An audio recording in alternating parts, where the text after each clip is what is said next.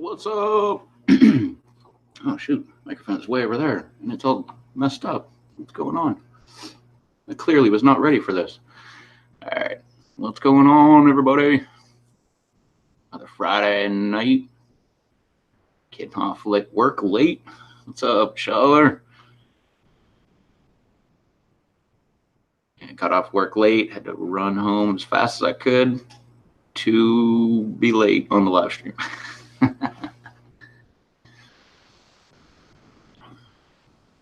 But what's going on? What's up? I'm into pain. Yeah, I got a new hot sauce. What the heck hot sauce did I get today? Some habanero one. Actually, let me grab it. The ingredients crack me up because they are not what they say. Yeah. It's this one, spicy habanero wing and hot sauce. And the ingredients are water, aged red peppers, vinegar, salt, blah, blah, blah, blah, blah. No habaneros. So why call it spicy habanero? Doesn't make any sense. I didn't notice it's wing and hot sauce. That sucks. Add to all you eat for extra heat, it says on there, pointing at chili. It says habanero peppers blended to a perfect spicy heat, but it doesn't say habaneros on the label. Water, aged red peppers. I don't see anything else on there. Canola oil, salt, xanthan gum, citric acid, garlic oil, garlic. No, granulated garlic. Ooh. Oh, it's gluten-free. Sweet. I forgot to shake well. What's up, Chad? Just doing another live stream, man. I didn't even wait for anybody to get here. I sent links out and was like, that's good enough, and hit the live button. I was like, it's already too late, man. I'm not going to wait on people because then next thing you know, it's like 12:30. I'm still not live. I figured, what the heck, man? I'll wing it. Do another one by myself. Heck, I can bore everybody with all my Canada stories still. Yep, that's right, man. It's that old Bill O'Reilly clip. I love that from, what was it, Inside Edition or whatever? That's one of my favorite clips. That, and if you look up Bill O'Reilly, the Do It Live, also look up like the music video, because that's awesome. Have you ever seen that, Bounty? What's that? Well, first, did you see the Bill O'Reilly freaking out? Okay, we'll do it live. I'll write it. Yeah, what do you say? Like, I'll write it. And whatever. What was that on? It was Bill O'Reilly on Inside Edition way back in the day, and he's like freaking out at the cameraman. Oh, yeah. You talking about like, yeah, a long time ago, like when he first started. Yeah, I mean, like probably early 90s, maybe late 80s, something like that. Because I'm a big Bill O'Reilly fan. Oh, I love him freaking out. That's one of my favorite things. And then they made a music video about it. There's I think two that I know of, different music videos that they made out of that, where they just made it's all him saying things where he's freaking out, but they put it into like music and everything, and actually made it sound pretty good. It's pretty cool. We're live. We are. All right, get my chat set up. Schaller, peppers are doing okay. What's up, Dojo? Hey. Yeah, me and Dojo waiting to see when you popped on, and then Rob hit us up, and then about the time Rob hit us up, you sent that, but I sent the link there. All right, let me get my stuff pulled up. Send it to Beatty. So how you been today, Rev? It's been a day. You work today? Yeah, I just got off. Yeah, my neighbor works with me, so me and him we actually work tonight together. I guess because he's new, they just put us both on at the same time, and yeah, it was pretty fun. I got to show him the ropes, like what I do at nighttime. He's like, what's there to do at night? Like, doesn't it get boring? I'm like, no, I keep myself busy, man. I'll like go to the indoor pool and check on it. I'll go to the outdoor pool, like check on the buildings. I'll make sure doors are locked. I'll pick up trash. I'd do whatever, man. Whatever makes the night go fast. What's up, Beth?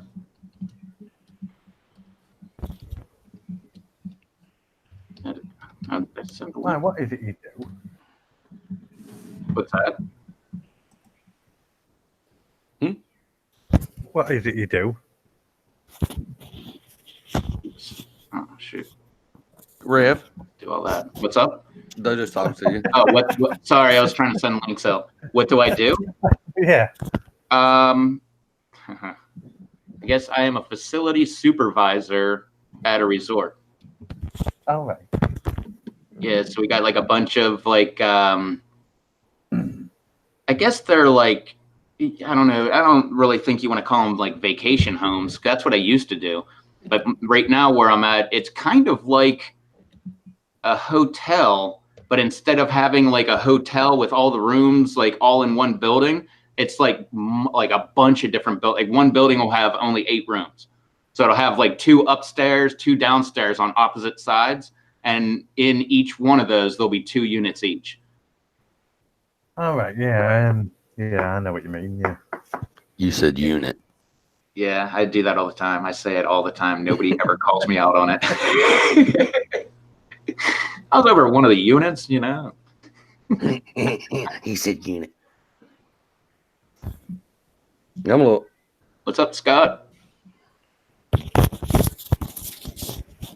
Ed, have you found this hot sauce yet? More spicy habanero? I haven't seen it yet. I found it at Food Line today. It says spicy habanero, and the ingredients are water, aged red peppers. Like it's got more ingredients, but the pepper ingredient is aged red peppers. Hey, what's up, everybody in the chat? I see y'all all there. I found in the local shop near me ghost peppermints. Nice. Are they hot? Don't know, I haven't bought them yet. You gotta buy them. Every time you find something hot, you gotta buy it and try it. I didn't have any money with me. I was just looking and went, oh, ghost peppermints. I'll have to get some of them. That's an odd combination. Mints.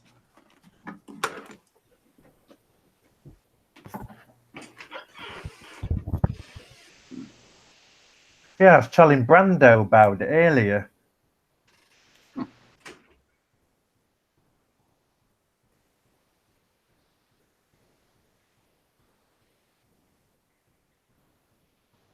There's Blumberg. Here he is. The man. What's going on? Just chilling. Finished eating dinner not long ago. I made a lasagna, so I had to like start it 3 years ago. Oh, of course. Not only just making it, but then actually cooking it too. Always takes forever. Well, I just cooked a frozen one, but those take like 6 years longer to cook because they're frozen. I used to work at a restaurant and we had to make them from scratch. So we'd have to like boil all the noodles and then like actually layer it and do all the cheeses and stuff. It took forever. We'd make it. We'd make a gigantic pan of it and then cut them all up when it came out of we'd wait till it cooled down after it came out of the oven and then cut it into squares and everything and just put it in the fridge and then just wait for people to order it. And then we would microwave it for, I think, like 3 or 4 minutes and then throw it into the oven for, I don't know, 5-10 minutes, something like that. But it took so long, you had to do it like way in advance. Yeah, I just like was out fishing with one of my buddies all day today, like from morning until like I got home when it was getting dark. And I was so worn out that I did not feel like doing any like actual cooking. And I was looking for easy options. That was what I had. So I went with it. My easy option right this second is bratwurst. Just fire up the George Foreman grill, throw them on there. They're already cooked anyways, and just like kind of char them up pretty good and then throw them on a bun. Yeah, I do have some like really good beef franks. I could have made some hot dogs, but I don't know. It was lasagna sounded good. Yeah, and there's those ghost pepper mints. Ghost pepper mints. Dojo, you got a smudge on your camera. Wipe off your camera that you're on. Not with your finger. That might. Yeah, the oils are very solvent. It actually did a pretty good job though. I was gonna say I can kind of see better. I never was a fan of brats till recently.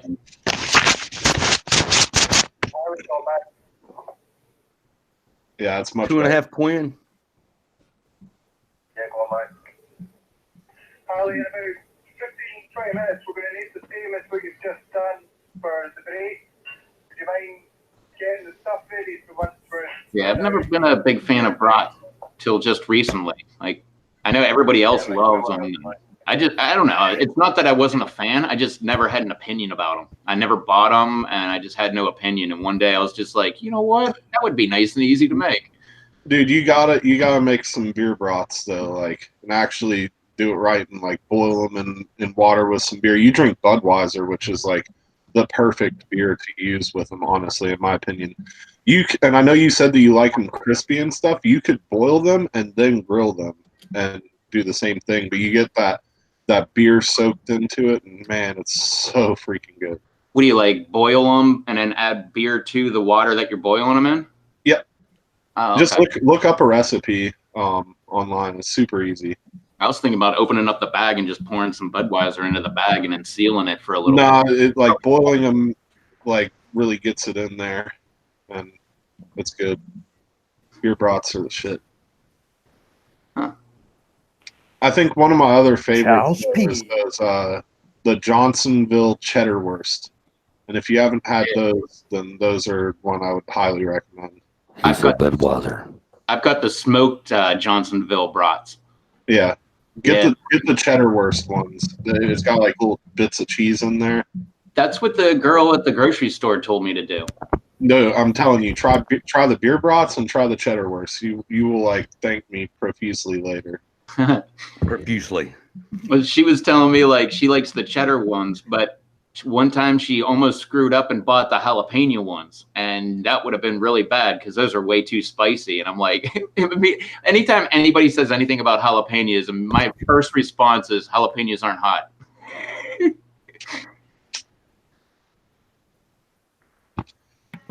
I just pulled up the chat. What's up, everybody in the chat? What's up, Eric? What's up, I'm into pain? What's up, Derek? What's up, Rob Schaller? What's up, Charles? What's up, Beth? Charles? Oh, Everyday Canadian in the house. What's up, Scott? Hey, what's up to everybody? Rob says hey to. Oh, and Chad the Walrus, if he's still out there. What's up, Chad? And Derek versus. Yeah, I got him. I got everybody. I just went and covered it. My chat was behind. I didn't see half the people. I'm not as skilled as BD, so I can't just sit there and be done. Dude, I was like surprised. I was watching Sherry McMillan yesterday while she was live. She was like right on the chat. Like I would type something in and she would comment about it immediately. Like there was no delay whatsoever. It was the weirdest thing. Happy Pepper. What's up, Happy Pepper? What's up, Dave? You want to join us? Come on, Dave. Come on down. One happy. Haven't been on in a while. We're live. One happy pepper. Or wait, before I send you a link, you got a happy teeny, right? It's a requirement on a Friday, unless you're dojo and you're at work. He's in England. They drink at work. Oh man, True. We should start that here. Heck, the people I never worked with them, but the people that worked there before me, those guys used to drink on the job all the time. Like if you walked out of our maintenance warehouse, there's like swamp, and it's like a little railing and stuff, and then there's swamp on the other side. There was beer and liquor bottles everywhere right there, which I thought was really dumb because if you're gonna drink at work, like A, be discreet about it, and B, get rid of the evidence. There's dumpsters everywhere. You can just take it over to a dumpster and throw it in the dumpster. Nobody has a clue that you're drinking. But the one kid I work with, he had to clean it all up. He had a count. He was like, oh, there was like 23 Jack Daniels bottles, and there was like 14 vodka bottles, and there was like 172 beer cans. Like, he had it all in his head. It was hilarious. Go ham. What's up, Go Ham? Go ham. Ham a go, ham a go, ham a go, go ham. Gotta wanna need to have a go ham.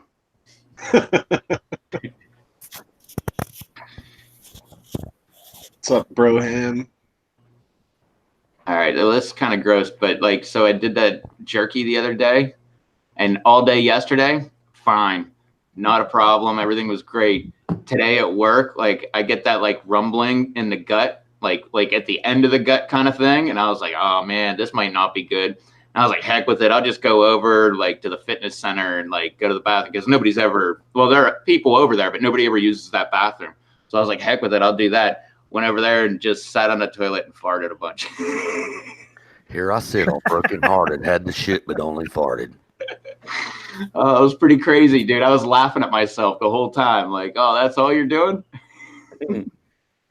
After the jerky the next morning when I got up at 7 a.m., I laid in bed and like almost had cramps for a minute, but I didn't get cramps, which was good. It like kind of hurt. Like I had an uncomfortable feeling, but it went away. I also had like a ton of spicy stuff that day because I was like trying to prep for it. I had like 3 tablespoons of the hot sauce that I made. That stuff was crazy hot. Oh, dude, I had lava dust all over my chicken. I put lava dust all over my mashed potatoes and my vegetables and stuff, because I made like, I when I worked in a restaurant, every Sunday we would have mashed potatoes. So every Sunday we would make, we call it Sunday morning, or Sunday morning porn, which is like mashed potatoes and corn. You just mix it all up and stuff, which is great. Well, I did the same thing, except I added lima beans and green beans too. What's up, Rocky Harris? What's up, Rocky?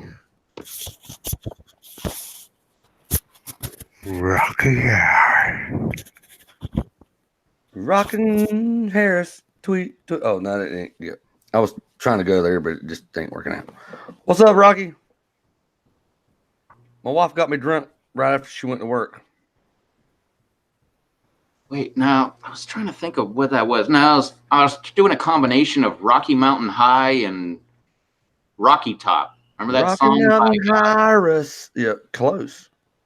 Remember that song Rocky Top by who was that? Rocky Top, Tennessee. Of course, I know Yeah. that song.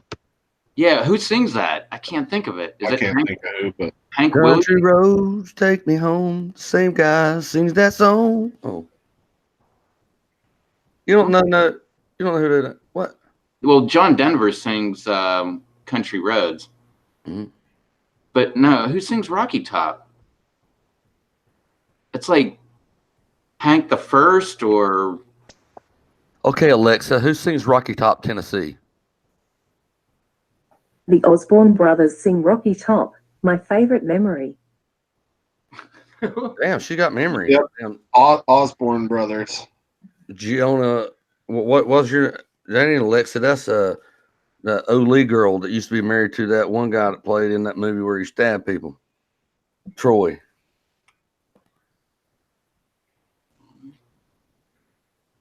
I don't know what that is. I don't. I can't say her name. I mean, literally, I can't say her name. And something Jolie. Oh, Dolly Parton? No, Jolene, not that one. Who was married to Brad Pitt and got her Oh, boobs cut off? Angelina Jolie. Oh, Angelina Yeah. Jolie. I can't say it. Sounds like somebody trying to sneeze and just can't quite get it out when I say it. I wouldn't say no. I polluted my entire meal tonight with happy pepper powder. Last night I accidentally got some up my nose. Night before last, can't remember. One of those nights. Conway Twitty. That's who I was thinking. He must have done a cover of it from the Osbournes. Or Osborne Brothers or whatever. I won't talk with starry skies. Yeah, that was definitely who I was thinking of, was Conway Twitty.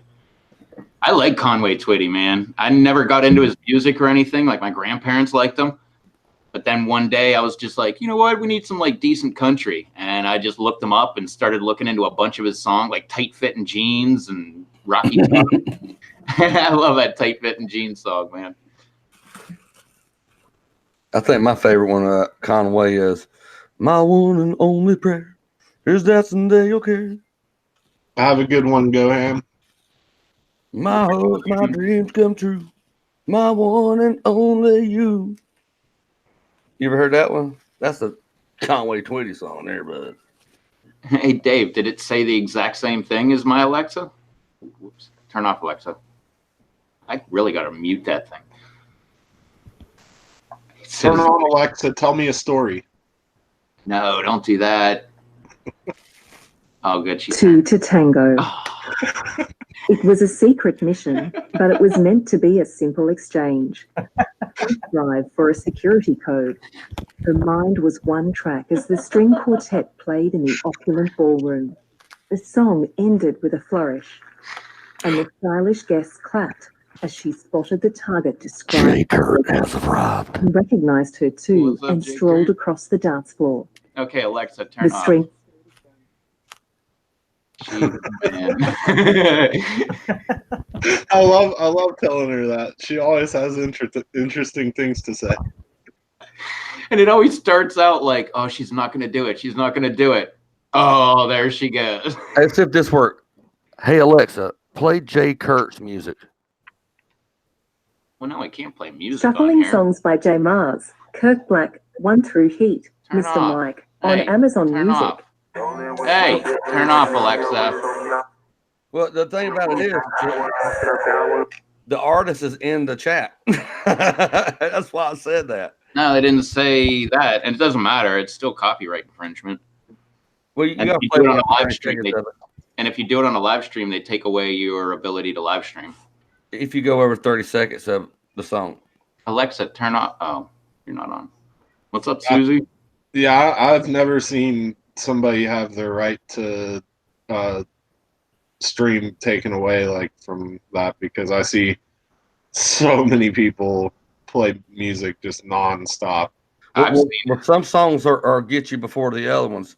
You know what I mean? Like new songs and stuff that you ain't be able to play it and they'll get you quick. Some of the older songs you might get by with. But I think the rule of thumb is as long as it ain't over 30 seconds. I know some people play a lot of music and they look up like what songs aren't copyrighted. Susie so find what they can play. Yeah, you're supposed to be able to be doing that, but I just don't do anything with music whatsoever. Because have you ever seen, I've seen this with other YouTube people where they put a non-copyright song in their YouTube video and then somebody else buys up the copyright and now makes it copyright and then they get flagged. Yeah, every non-copyrighted song that I have is in the computer that come with the computer. It I tried to make my own little slideshows and put my music that's in my computer. Every one of them got copyrighted, and I had to go use YouTube's non-copyrighted stuff. And I had somebody try to copyright one of my videos that I used one of the non-copyright in YouTube because they had used the same one in their song. And they tried to copyright me and end up getting a warning on their account for fraudulent copyright report or whatever it is. But oh, that's bull. I used to get them all the time when I had my other, well, I still have it, but I don't use it. Different YouTube channel. I would get flagged all the time. Like AOL Time Warner or whatever would flag me, or, all these Columbia Music, or, all these different things. They would flag me all the time. And I would fight it and win because they were wrong. But I never heard of them getting in trouble. Like they would do it again next week. I think Happy's got it right. The rule is don't shake more than twice. Well, you shake it more than twice, you're playing with it. Yep. Well, I'm not ashamed to say it. I mean, Never thought of it that way, but damn. That was the rule I was always told. I learned that rule too. I was being there playing like a helicopter, trying to. Not really. That's a joke. And they're like, man, I wish I had enough to shake it twice. I don't think I ever said I wish I didn't shake it twice. It was a joke, Rev. I never have to shake it twice. It's a bird egg in a net. Take him on to like dribble down your leg.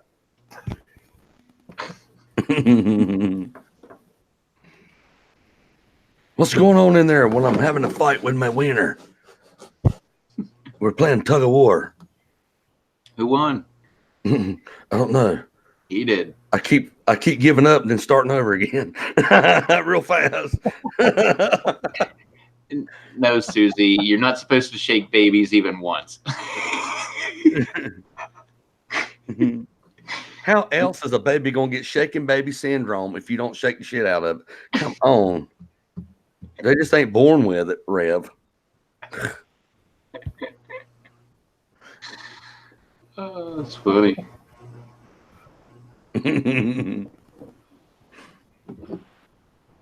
That would be messed up that you shook it too many times, your wiener, and it had emotions other than you like go for it. And it, if you shook it too much, it got like a complex, would have like PTSPP. PTSP. Post-traumatic, was it post-traumatic stress syndrome, Peter? But it gets scared every time you unzip your pants and make noises like a mugwai before it turns into a gremlin. Like, Mogwai.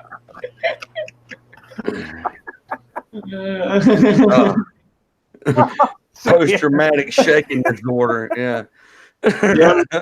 Damn Canadian freeloaders. I saw this girl earlier today. They're all over the place. She literally I took that picture from like 3 feet away. She was on a nest. She started hissing at me and stuff. Luckily, her man wasn't around because those are the ones that get mad. The males, like when the female's on the nest, the males are the ones that'll chase at you and bite at you and stuff. Literally, I walked right past her, didn't even notice her. Like walked within 3 feet of her. And then my buddy walked by and he was like, oh shit, and like looked over and he was like, dude, there's a freaking goose right there. And I was like, no way. And I looked back and she was just sitting there looking at us. I was like, dang. That was a bit of an icebreaker. They don't know about wieners and he comes in about goose. I'm not sure that was a goose. It could have been Bigfoot and he was decoying himself as a goose. You could have had you should have recorded longer. Yeah, We've got loads of them over here. Susie, those things aren't vicious. I mean, yeah, they'll run around and peck at you, but like they aren't that bad. I actually caught one time. I like just grabbed it. Like that. It started flapping like crazy, and I finally got its wings under control where it couldn't flap, and it was just sitting there just. You see the video on YouTube where the Canadian goose kills the hawk trying to swipe one of its babies? Like it's circling around, and Mama Goose is over there by the babies, and Papa Goose, you don't even see him. All of a sudden, the hawk swoops down, and here comes Papa Goose out of nowhere, slapping the ground, flies up, pulls the hawk down in the water, and holds it underwater and drowns the hawk. And then when the hawk laying there drowning in the water, the goose swims off and opens up his wings like, yeah, look at me. You look up Canadian crazy. goose kills hawk because people are like, oh my God, really? Because it's about as big as him. But, one's got pedals, the other one's got switchblades. Mm-hmm.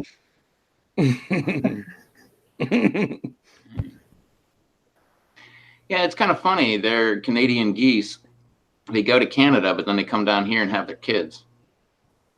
They come to England as well. Well, think about it. They come here and get free health care right on the side of the pond. Well, maybe that's why they go back to Canada. They don't go back to Canada. They stay here. I swear. There's more of them here than there are. I've seen them in Canada. I've seen Shocks and JT film like a whole field of them. Well, the most memorable time I've ever seen a Canadian goose, I was fishing at a pond, and I was fishing. It was in dead summertime. It was hot, and all of a sudden I heard old Chris Kringle coming, or something rattling, like and here this goose landed in the water and had a rattle trap right up under its wing. When it was flying in, you could hear that rattle trap, that fishing lure up under its wing, landed over there, and because when I seen it landing, how they spread their wings out, I could see it. It was a silver rattle trap about that long with a little red on the end of it and landed right in the damn water. But I was sitting there fishing. I hear, and look, I know that shaking sound. And dude, the funniest thing is, well, I mean, I felt bad about it, but I mean, there wasn't anything I could do. You know what a cormorant is? A cormorant? Yeah. Yeah. They have a different name for them around here, but yeah, I know what you're talking about. People around here call them water turkeys. That's not what they call them here. They call them a pretty racist name. I'm not going to repeat it. Snipe. Well, yeah, those things are pretty scary looking. They've got like a hooked beak on them and stuff. That long. They're loom, ain't it? Huh? That's a loom, ain't it? No, it's a duck, isn't it? I don't know. They dive underwater and catch fish and stuff. Like they can go underwater for like 30 seconds or more. Yeah, diver. But either way, I was fishing below this big, huge dam on my buddy's boat one time years ago, and I had a red, like bright red crawfish rattle trap on, and I went and I made a really long cast, and right at like while my lure's flying through midair, this thing decides to take off at the same time and intercepted my lure, and it got caught, literally like Bounty was saying, right under its wing. It got caught, and I was using like a little small, like floppy ultralight rod, and I hooked that thing, and I brought it in. I fought it for probably 20 minutes. Everybody on the bank and everybody on other boats were like looking at me like, what the heck does he have hooked? Because the thing kept diving down, and then my rod would just fold over and just screaming out line. It was insane. That was one of the most intense bites I've ever had with anything. I did catch a Canadian goose one time. That's a whole other story. And it was actually hooked in the mouth, in the tongue. I felt bad about that, but it shouldn't have been eating my bait. But yeah, this cormorant, I literally mid-air intercepted it and fought it for like 20 minutes. I gave my buddy I had some like catfish gloves that have like rubber like protection on them, and had him like help try to like grab the bird, and he grabbed it, and that thing was mean and angry. And we tried for like 20 minutes to get the hook out of its wing. Maybe not 20 minutes, probably like 5 minutes, because that thing was pissed off. We couldn't keep it for too long. Couldn't get it out. He broke one of the hooks trying to get it out with pliers. Like the skin was so tough that like could not get that barb out of it. Ended up having to just cut the line, and the thing flew off, and it made the exact sound that Bounty was talking about. That like Santa Claus was coming. Yeah. Hey, what's up, Double J and Kid Next Door? Hey, I asked one of the lads earlier to do me a new ID badge because I lost it. That's not Look good. what they did me. Top Gun. Top grower. They've got my name on it.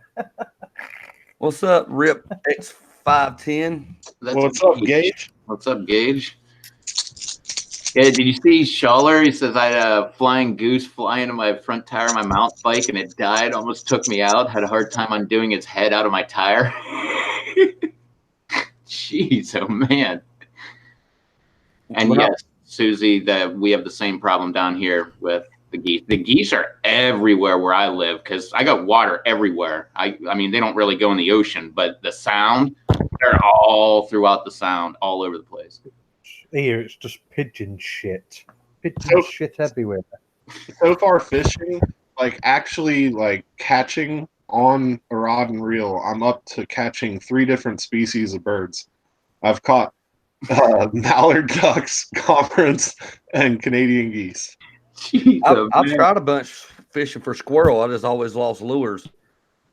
Never caught one yet. And Susie said they're mergansers. No, that's a different duck. Cormorants are different than mergansers. When I was working Yeah. for a plumbing company, we went to a job one time to fix a woman's well, and she had all kind of animals out there. You know, she was an older woman, and she rescued animals. She had this one goose. It was big, you know, big goose with a big knot on its bill, gray, you know. And we're out there trying to work, and this goose is terrorizing me and my buddy Ray that we're working together. And he's coming up there, you know, and she sees it's aggravating us. And you know, Ray Griffin that's with me, he's like 70-something years old, and he, you know, black guy, and he's like, "You better get back, you old goose! I'll put you in a pot." That's exactly what he was saying to it.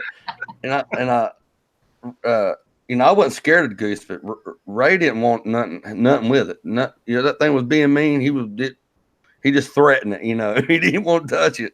And I was over there trying to get that thing tight to keep it from leaking again. And that goose kept coming up. I said, "Ray, keep that goose back." He said, "Hell no, I ain't messing with it."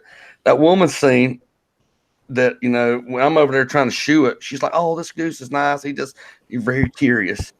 I'm like, well, now he was hissing, ready to attack me. And well, anyway, she's like, "Oh no!" She went over and started rubbing on his head, and it done like shred. And all of a sudden, it just lunged forward and bit her right in the crotch.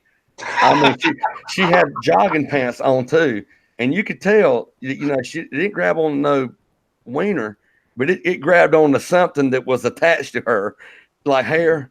And and she's a little woman, you know, talking about, you know, he's just goose. She grabbed it by its neck and throwed it over her back like it was a book bag. And she walked over to a fence that was like 6-7 foot high, where she had deer out there. You know, she had to have the fence to keep deer in, and she slung that goose over the fence. She's like, "He can't fly. He ain't getting over that fence." Yeah, because she said she clipped his wings. We got over to work, and all of a sudden I heard honk, honk, honk, and this goose was flapping its wings 90 miles a minute.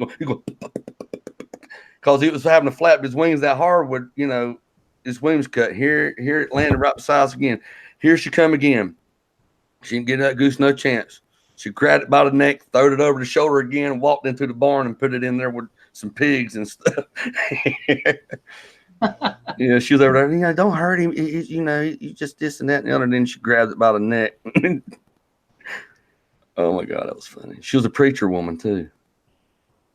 What's up, BD? Nah, Gage, I sent Julian a link. He had a link in that group chat that I put the link in. That would be great. Have him come on and do the serpent's head. Rob, you gonna snort T-Bump tonight? What's up, BD? No, that's your thing, Bounty. BD Beats. I can't wait to see somebody else do it. I really can't. Heck no, I'm not doing that. It's a challenge, man. It's YouTube. You're supposed to do that. Look, I got a halo over my head now because I've done it. You haven't noticed my halo? Anybody don't see my halo? The blue one. I got a halo. That's it. Oh,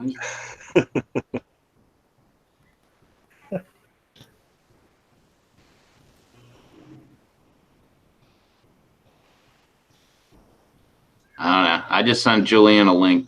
It says he was active 2 hours ago. Maybe he'll hop on. Beth, I seen a similar story like that one time. I worked at a place called Simpson's Eggs. You know, so you know that's what we do: gather eggs off the chickens. But anyway, you had to walk the chicken houses 3 times a day to get out the dead chickens. The guy that I was training me to do that, he was showing what to do. So he went down through there, and I reached. You know, there's 3 levels of chickens.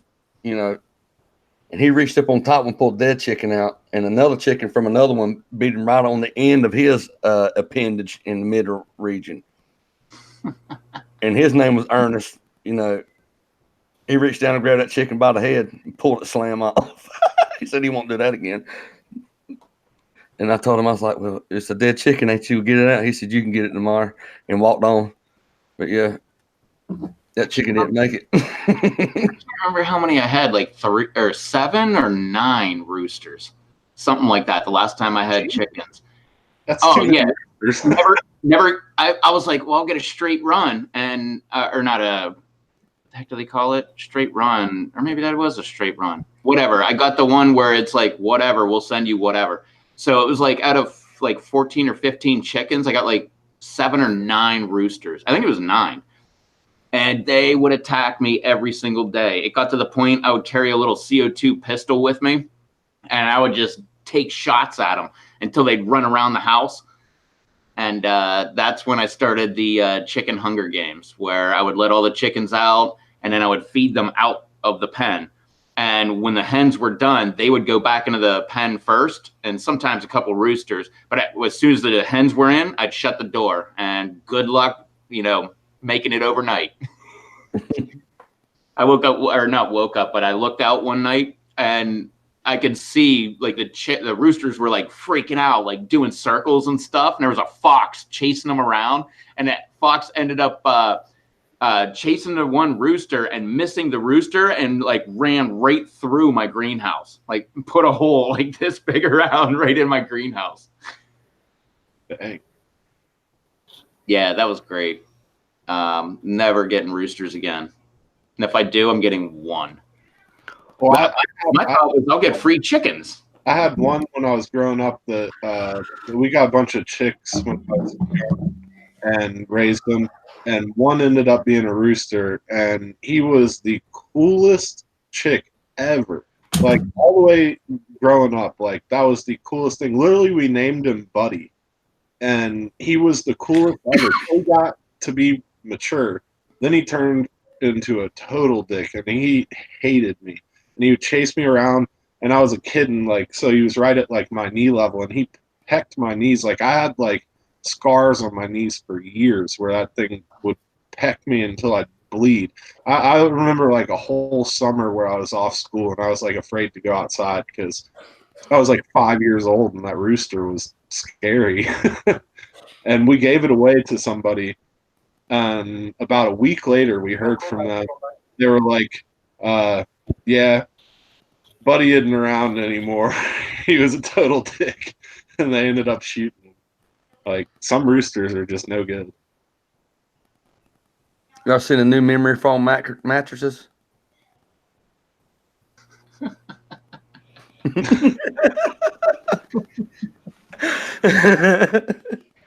Yeah, that's how my roosters were once they became mature. Like they were cool all the way until they matured. And as soon as they matured, and they would all gang up on me too. So I had like 9 roosters that would all try to spur me.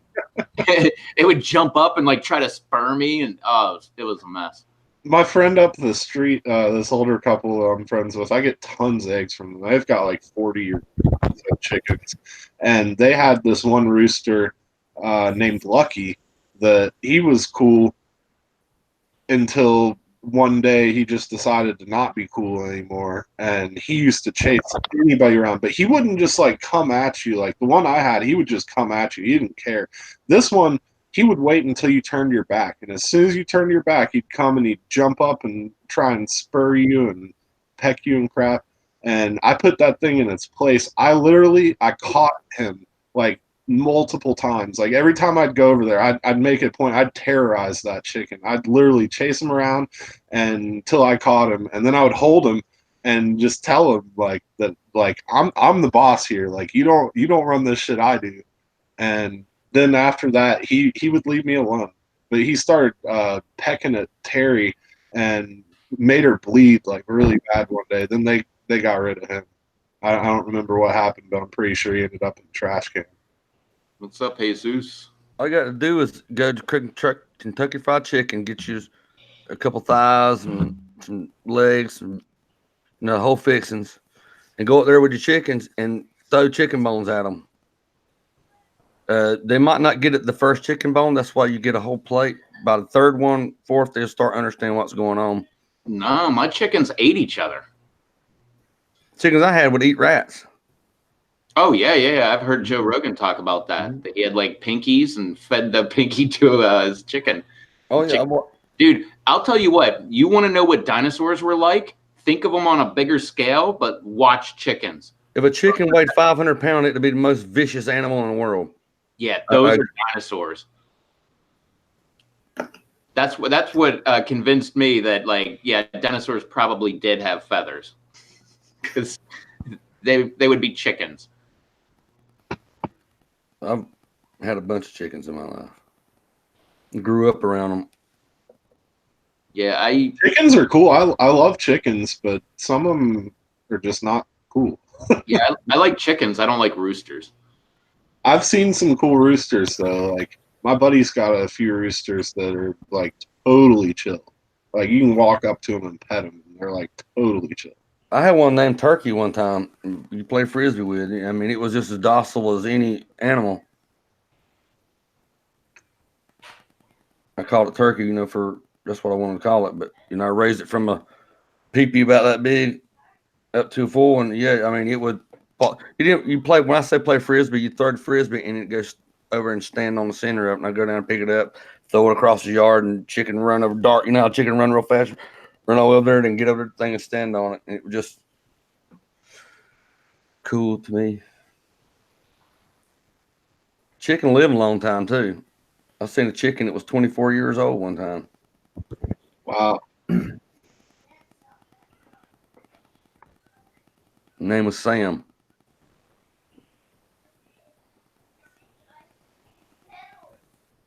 He was half white hackle and half regular standard game rooster. And blind. Alexa, what's the longest a chicken has ever lived? I have Alexa muted. Alexa, okay, Google. What's the longest? What's the longest the chicken's ever lived? Wait. Start over. Alexa, what's the Matilda longest chicken. the chicken has ever lived? According to Wikipedia, Matilda chicken. Matilda was a 14-ounce hen and the first chicken to receive the title of world's oldest living chicken from Guinness World Records.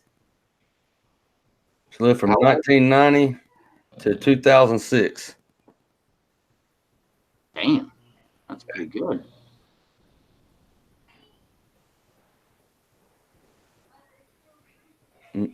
Her name was that, and she was a hen. So that's only 16 years? I guess so.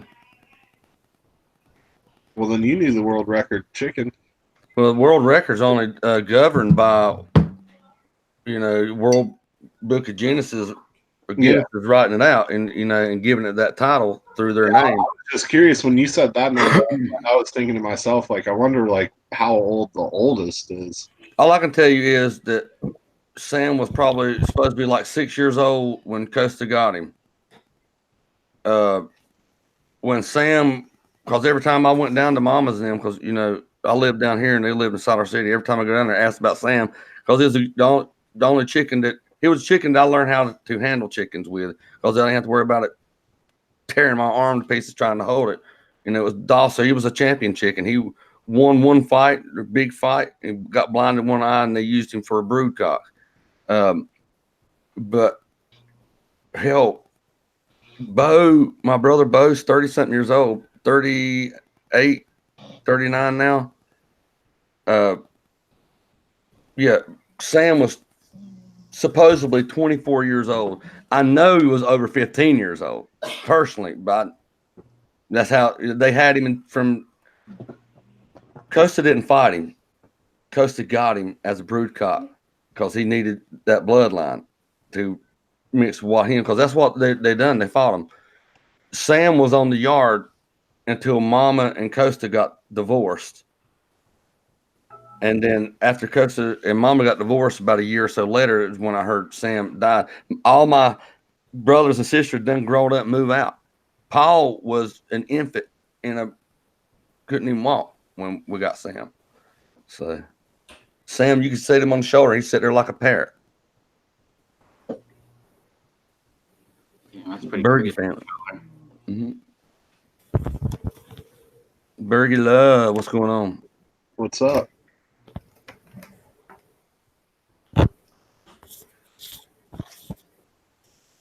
A parrot can live 125 years, no problem. You know that? Really? You know, most parrots that you buy, you got to buy it knowing that you may have to will it to one of your children. That's interesting. I didn't know that. Birds were one of the longest living animals in the animal kingdom. My parrot was 15 when he died.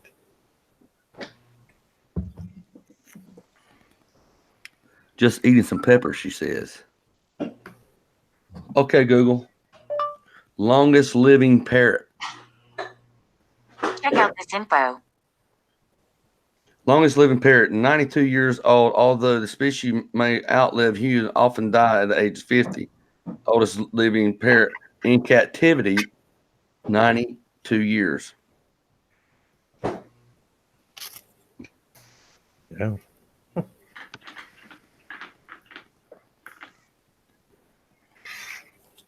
That's crazy, ain't it?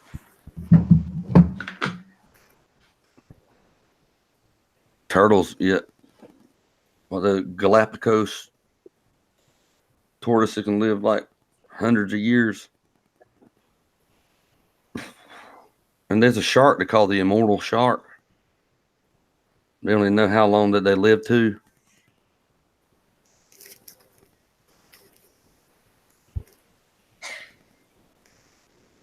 Happy, my head weighs 12 pounds. You've seen the size of this sucker?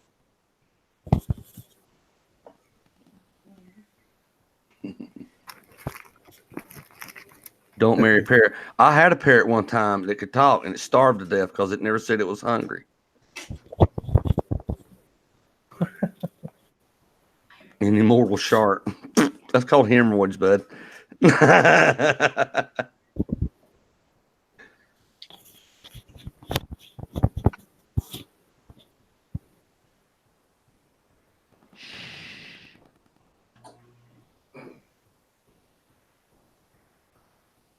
Dojo, what's so funny? He's thinking about. I was just reading in the chat.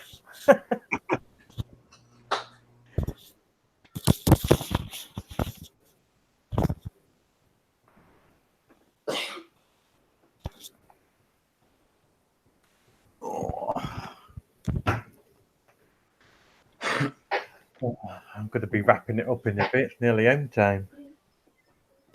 What? Happy Pepper. Y'all need to go to bed.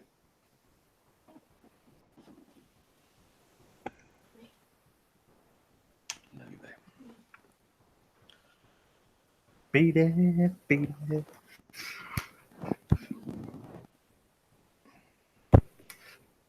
Kind of quiet. Yeah, I've heard that too. I've heard a alligator snapping turtle could live like hundreds of years. They say that's why they get so big, because they what they call indeterminate growth. As long as the food source is there, they'll keep growing. Well, not only that, they can survive like a pond like drying up. Mm-hmm. I've watched videos where people go out and like I saw one guy, some Cajun guy, and he would go to these dried up ponds and go out and he could find them like underground, and he was digging for them. Like he would find, like, you could see where they had buried themselves down into the mud, and he used like a shovel handle, and he'd poke down through the mud until he hit the shell, and he'd know where they were, and I don't know how you could tell, but you could tell which way they were facing. And then he would dig them up, and he'd grab them out by the tail, like these giant alligator snappers, and they'd be buried under about this much mud down at the bottom of the pond, like, and the pond would be completely dry, like to the point where the top of the mud was like cracking. And yeah, that's wild how they can do that. You need to read Happy Peppers. What he said up there. That is freaking hilarious.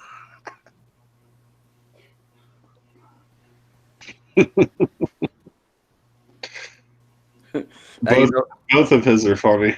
Hey, you know what? Michael Jackson always shopped at Kmart. He heard a little boy's britches was half off.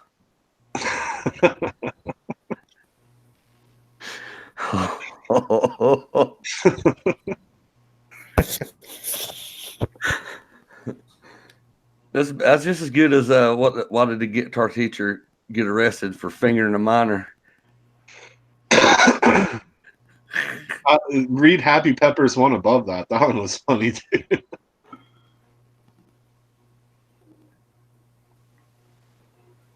Yeah. There's a sign. Beat it. We're closed.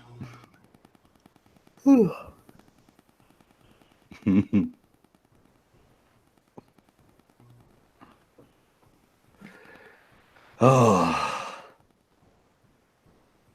I'm still reeling over the Michael Jackson joke.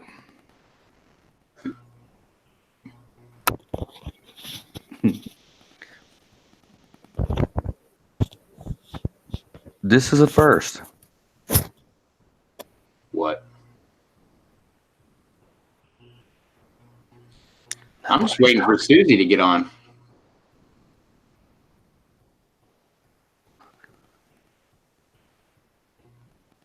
Where you at, Susie? Come on, everybody tell Susie to get on.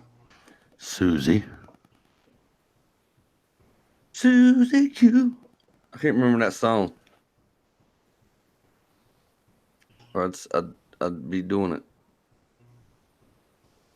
What is that song? Susie Q, remember? I love you, Susie Q. It is how it goes. Mm-hmm. My dad used to sing it all the time, and he would sing it to like my sister, and her name isn't even Susie.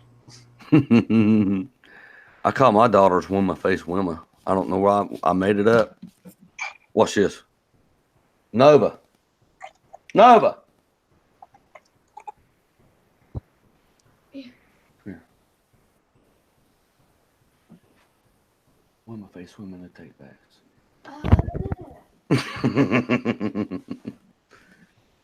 That's what we do.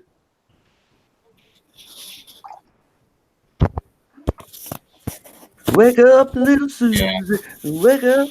That was the other song my dad used to sing too.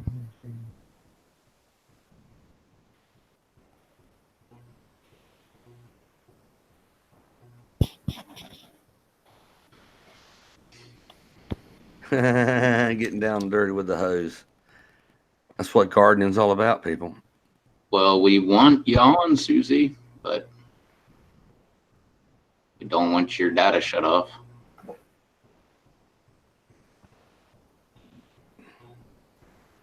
Yeah, a guy I worked with used to say, if I was a farmer, my favorite tool would.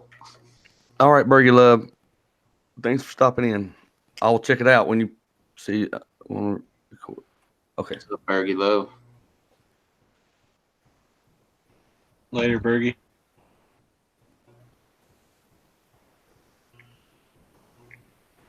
It's a problem with internet in Canada, eh? The data.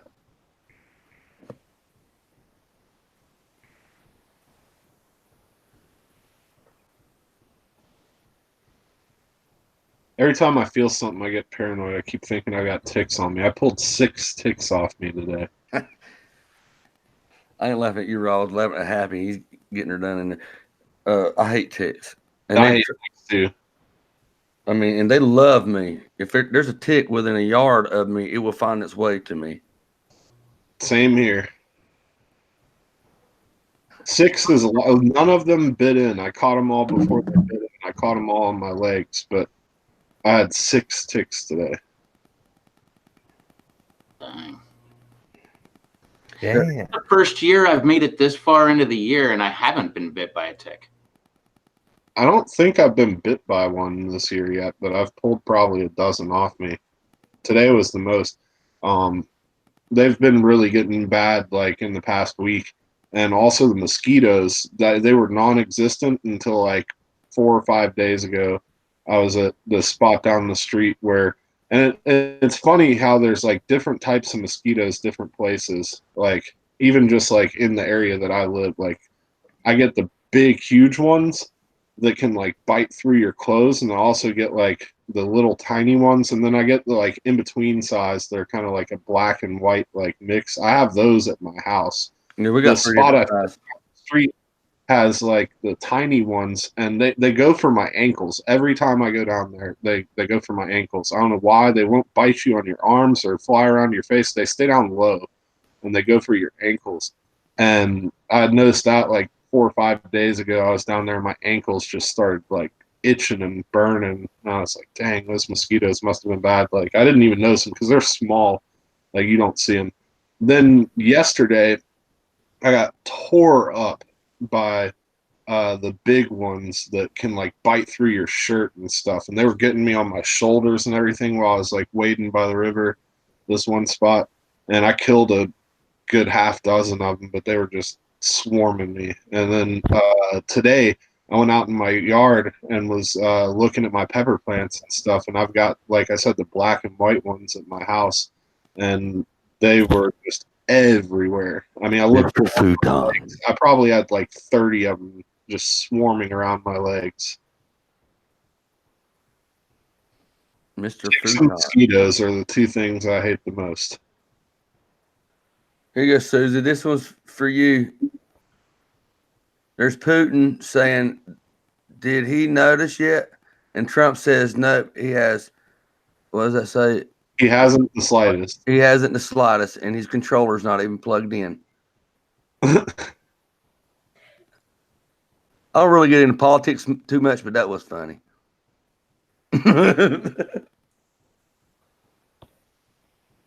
That was funny. Reminds me of Grandma's Boy at the beginning where they're playing the game and then they what's his name? I forget the other guy's name. Unplugs the main character's controller, and then they come back and he starts because the other guy was kicking his ass, and then they come back and the other guy starts kicking his ass. He's like, "What the heck?" And then he knocks over the bong. Alex, you forgot smoking pipe or smoking lamp.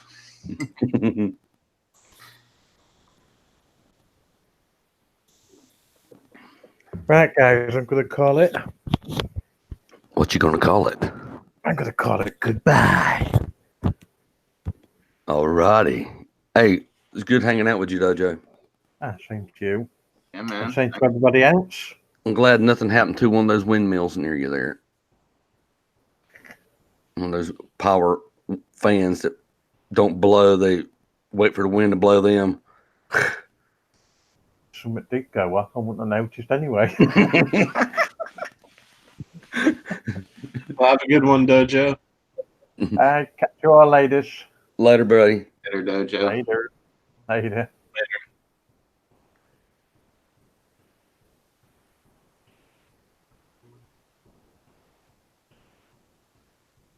I gotta pee. Do it. I got pee too. No, I gotta pee one. Oh no, we gotta do them in shifts. I got pee like 3 times over. I've been Be right back.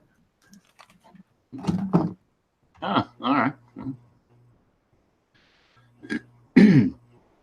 Oh, don't worry about it, guys. I'll stay here and talk to everybody.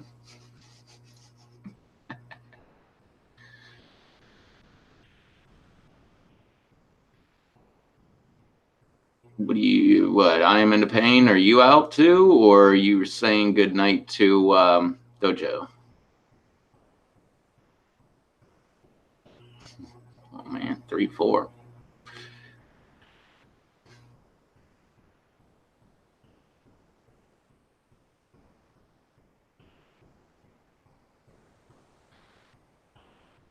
So what's everybody up to on this fine Friday evening? Just after midnight, well, 12:23 on the East Coast. Dude, is Blumberg back already? Was somebody in the bathroom, Blumberg, or did you actually go that quick? Oh, I fucking my bathroom's like really close, but I like had to go so bad. I'd been waiting for like 20 minutes, and I was like, God, I just can't hold it anymore. Dude, that's the fastest piss I've ever seen, man. Well, I didn't see it. You know what I mean? I beat Bounty by only about 10 seconds. Jeez, oh man, you guys But are good. Bounty's an old man. He had to stand there and wait for the flow to start. No, it takes me a while to get my circulation pants down. You know, poor circulation in my legs, gout. And I had to fight 2 tigers on the way too.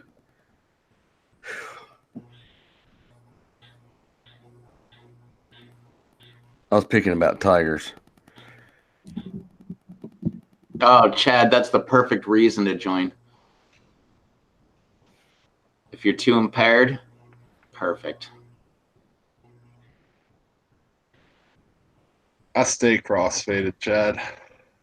It's the way to be. Heck yeah. Bring it on, Chad.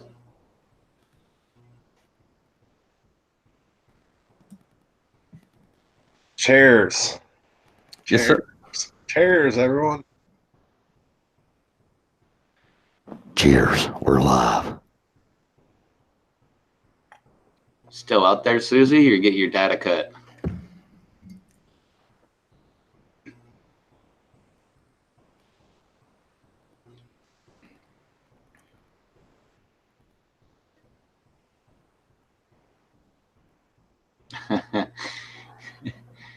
That sounds about the right kind of impairment then, Chad. Can't figure out how to get on here from the phone. You just go to Hangouts and the message I sent you, you just click the link and bang, you're on. It's click, click, click, little boot, boot, boot. It's real down easy. Tell you what, old man, you hit that www.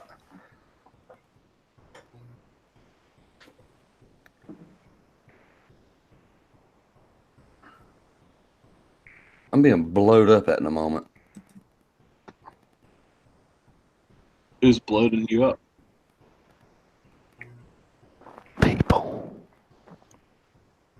People of the internet. Internet people. You know how them internet people are. Damn internet people. I know how those internet people are. They're dastardly duo people. Just two. Yeah, I was just chilling, and then this one dude with a bandana just started blowing me up. Yeah, I do that. Shoot, I was just thinking, I forgot to water my plants again. I didn't get a chance to take them out. Excuse me. Should have just done that. I ain't took my plants out either. I mean, they're outside, but I ain't take them to the supermarket or nothing. They're out to eat. I mean, you got to take them out to Maybe. dinner and stuff. Yeah, I think one of my peppers want to go see the End Game, but you know, I couldn't afford it. Endgame? Is that a movie? No, it's somewhere's on Facebook, I believe. I've seen the movie Endgame, but that's not a mainstream movie. That's that Alex Jones movie.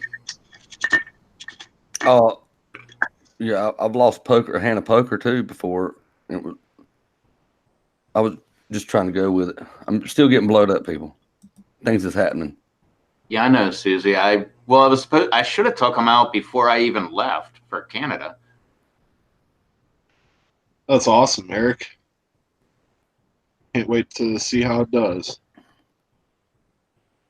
Rob Shaler, Facebook is somewhere in between MySpace and Twitter. Yeah, I agree, Scheller. What the hell's Facebook? Facebook is a great way to connect with ghosts from your past. Mm-hmm. Yeah. It's a great way to make people mad at you that you ain't seen in 20 years, too. Yep. Yeah, that's why I don't do it. What's the fun of that? Last time I was on Facebook, I had so many people hitting me up. I hated it. I'm sure I probably have like 100 messages on Messenger. I don't even have Messenger. I don't even have the Facebook app either. Like I have a Facebook, and I've tried to turn it off, and it sucks. Like I might even just delete my Facebook. I won't do it just because. Deactivate it is all you can. The only reason I wouldn't delete it is in the event that I lost all my contacts. A lot of my like actual friends I can get back in contact with through Facebook, but I don't want to use it. Like I got talked into it at one point, and I tried it for a very short time.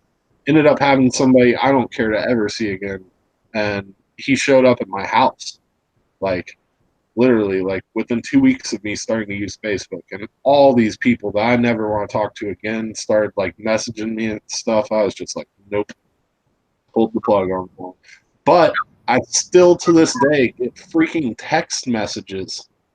It'll be like Charles commented on a post, like it's so and so's birthday, like so and so commented on a post, like all this stupid stuff. Like I get like text messages to my phone. I don't understand. I don't know how to stop it. I've tried to, and like I went in, like there was some like settings, or if anybody out there knows how to stop that, please tell me, because that drives me nuts. And then I've got people that are lurkers and stalkers, like Eric Hale, that I literally didn't even click into one. It was like in my pocket, and I got a text message. It clicked into the link. There's And that person that was out of you. Eric Hale messaged me on Hangouts, and he was like, I saw you were active on Facebook today. And I was like, what the fuck? Like, I don't even fucking use Facebook. Like, fuck that shit. Like, it just, like, I get text messages on my phone, and it pops up, and sometimes it'll, like, butt dial into it. And yeah, it just sucks. Like, I wish I could get rid of that. I've never had another social media that I hated so much. I had Facebook on one of my phones, but my last two phones have not had Facebook on them.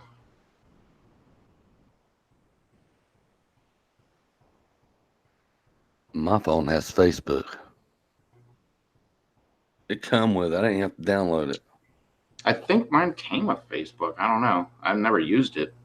You can only deactivate Facebook, but the only way you can really delete it where it don't work anymore is to dispose of the internet or the email that it's attached to. Comes on my phone, but I never logged into it. I've never used it. You won't be able to you can deactivate it, but you can't uninstall it. If that's an Android, you won't be able to uninstall it. What up, Chad? How's it going, brother? Oh, Hey. shoot. I didn't even see Chad popped in. Yep. What's up, Figured Chad? it- How you doing? Doing pretty good today.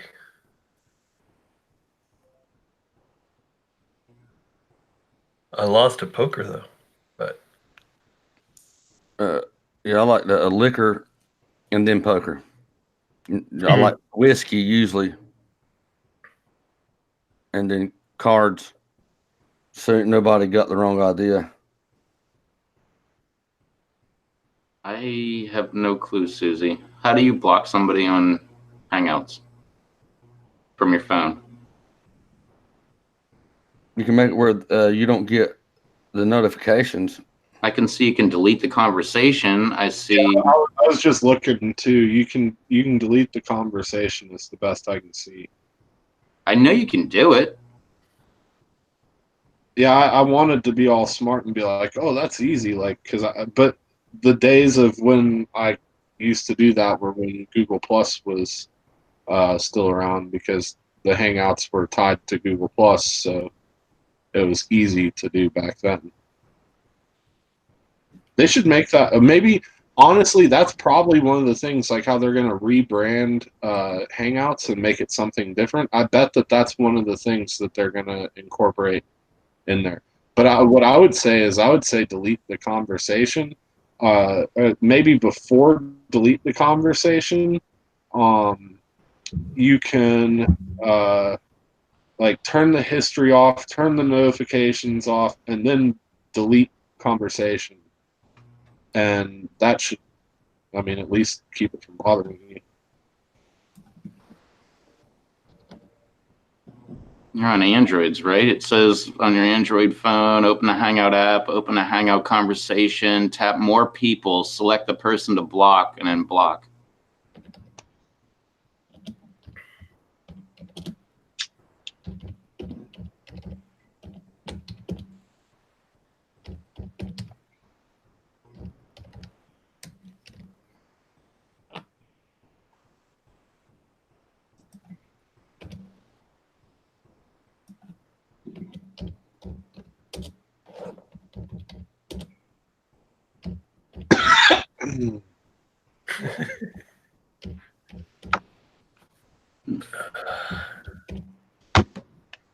Yeah, I don't know. I've never blocked anybody. I block everyone. Everybody's all haters. Cheers. We're live. Jeez. I ain't never blocked anybody more than 3 times a piece.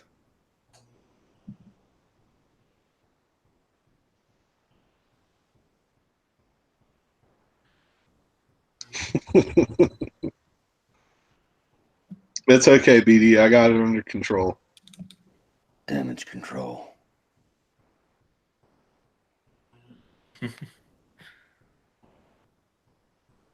Oh, yeah. There you go. That's how you do it. You go to the conversation you're having with the person, you click the 3 dots at the top, and then click people, and then it'll show the person, and then you click the 3 dots again. It'll have send message, video call, voice call, view profile, and block. Hmm. I did not know that.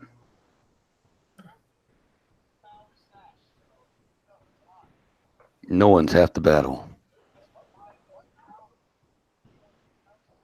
Oh yeah, that's easy. I just went and looked to see. Yeah. So what, did you just block me, Susie? Almost accidentally just blocked you because I clicked into your conversation. That's that drew me out. I wonder if you block me if like you automatically get dropped from this hangout. I almost want to try it, but then I'd be afraid I wouldn't know how to unblock you. Probably the same way, and except it should come up like unblocked instead. I don't know. I had to Google it to figure out how to do it.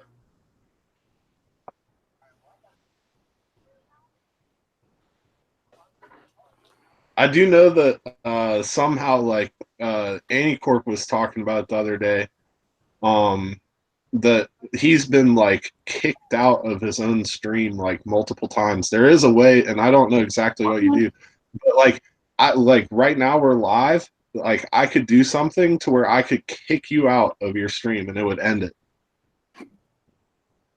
I don't know how that would work because I'm like the ultimate moderator of my channel. Well, I understand that, but of my hangout, I mean, they're like there's some way that you can do it, and I've like seen other people have that done too. Like he was talking about it last night. He knows a lot about it. If you ever like were curious, ask him about that sometime. But apparently, like people on your own stream can kick you out, which ends the stream. I don't know how that works, but it works. Makes sense. Why would that be a feature? I don't know. Because I wish I would have done that some of the times where you like fell asleep though.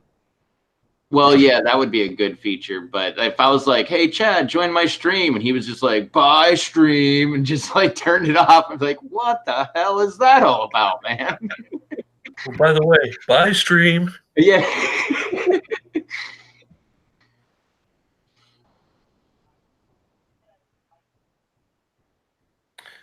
Yeah. Well, did you get them blocked, Susie?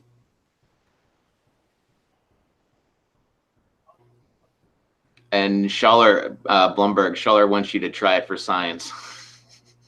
And I'm thinking he's talking about the blocking me. Will that drop you from the stream? I bet that would.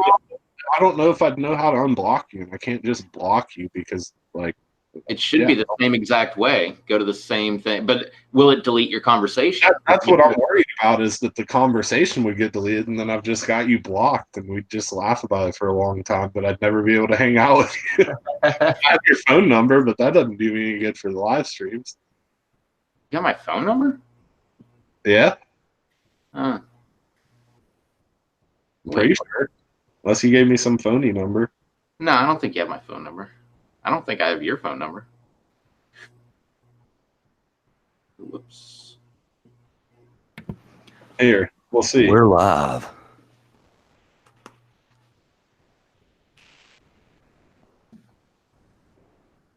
Oh, wait. Yeah, I got your phone number. What the hell is that all about? How the hell did I get your phone number? I've got your phone number too. I just called you. No, I didn't get a phone call. Well, then let me call again and see if it's really you. Hey, you sent me a text message on January 20th at 3:04 a.m. Oh, I think it's me sleeping.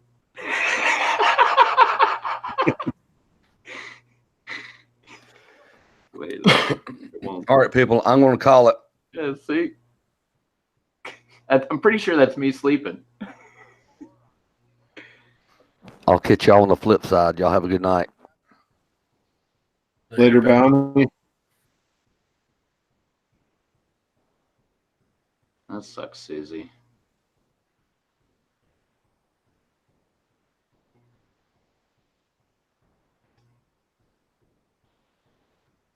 All right, Susie. Later, Susie. Have a good one.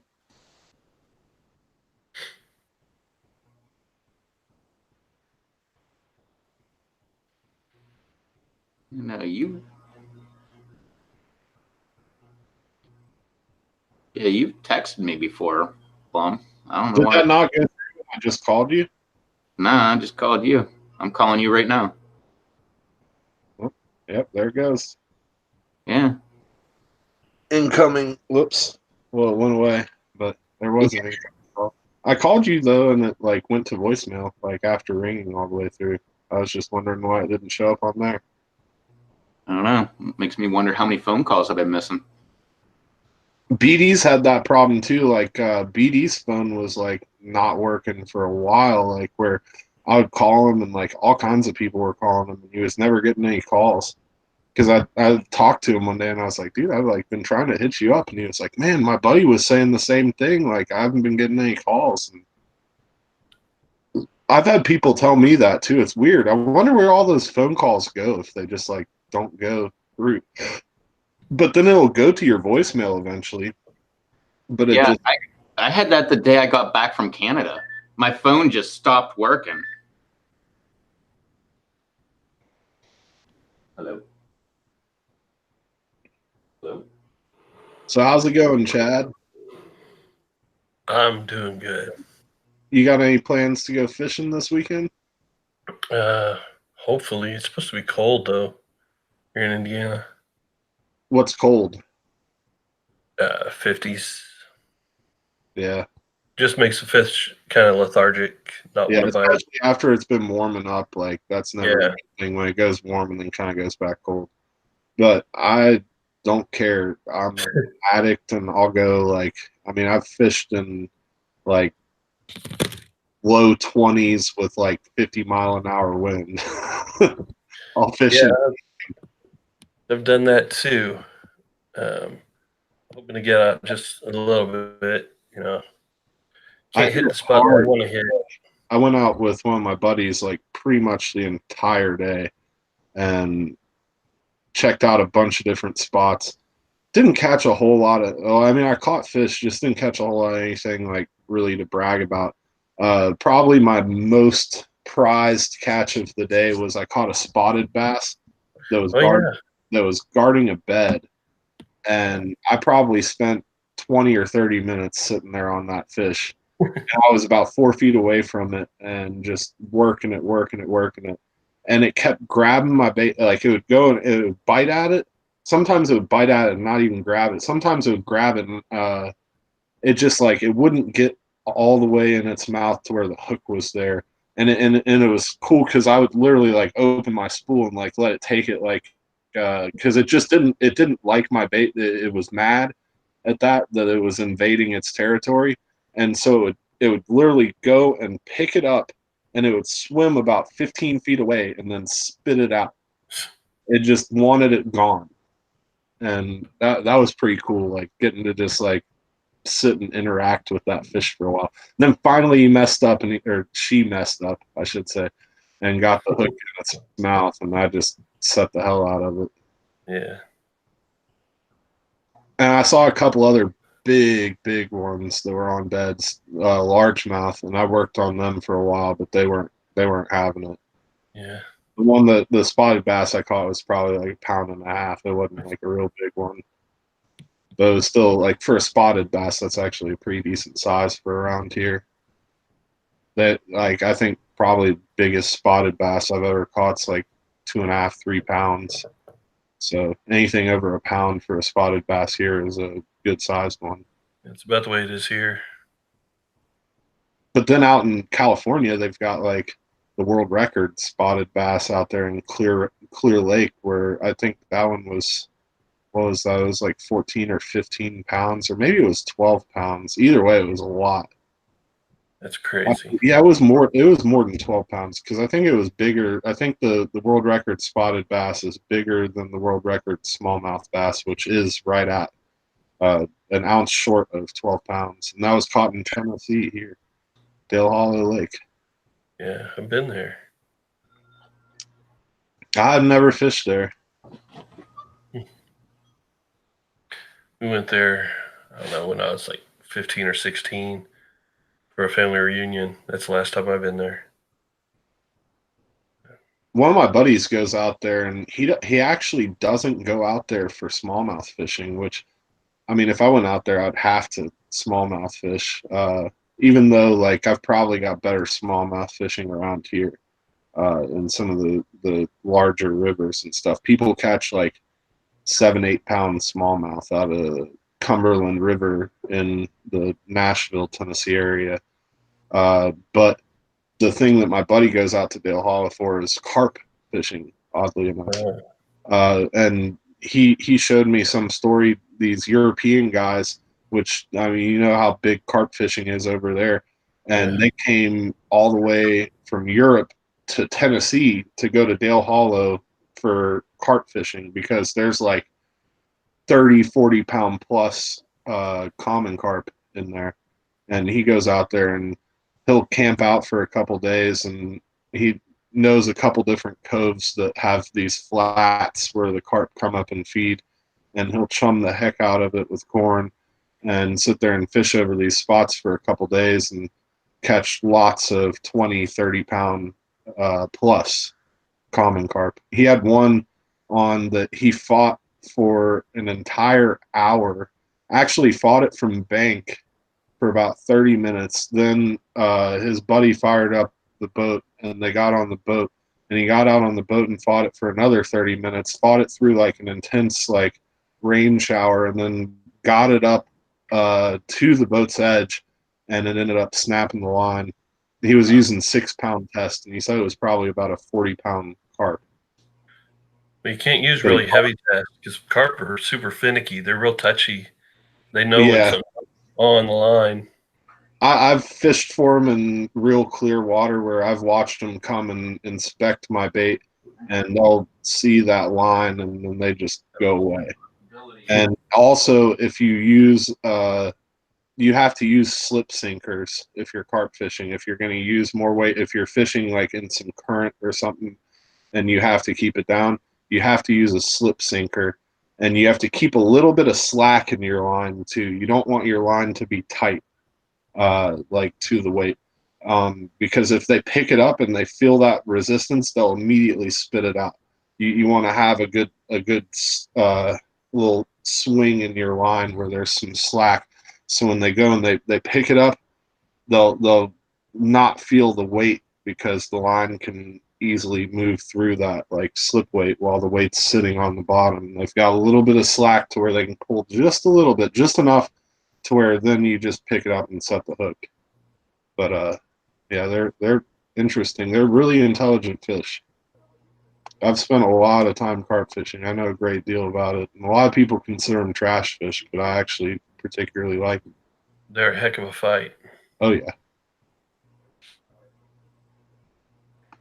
What's up, Sherry? And what's up, Hot Sauce Junkie Tim? I haven't even been paying attention to the chat. Welcome to Fish Talk with Robin Walrus. Yeah, I'll quit talking about fish. It'll just no, it's all good, man. On I actually got to head out here soon because I need to get to bed in a little bit and get up in the morning and do it again.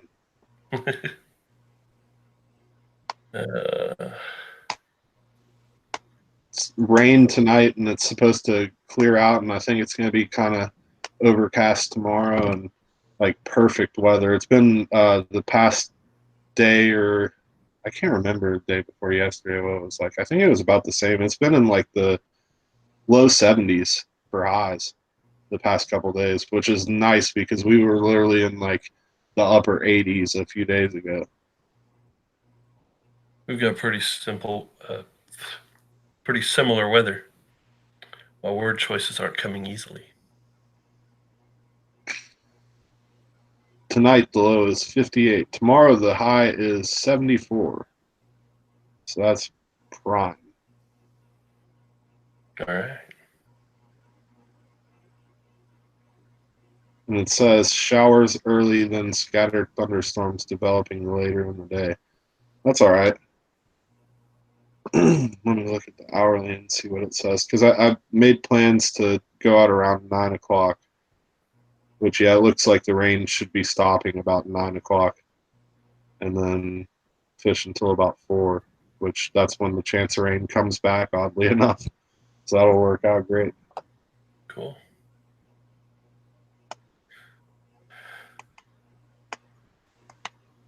Chug some hot sauce, Tim. You'll be all right. Yeah, just reading the chat.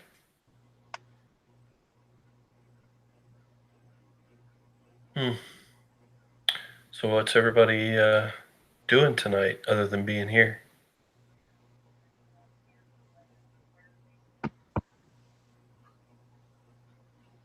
Everybody's wondering where Rev is. That's what I'm wondering too. Yeah, I don't know what happened to him.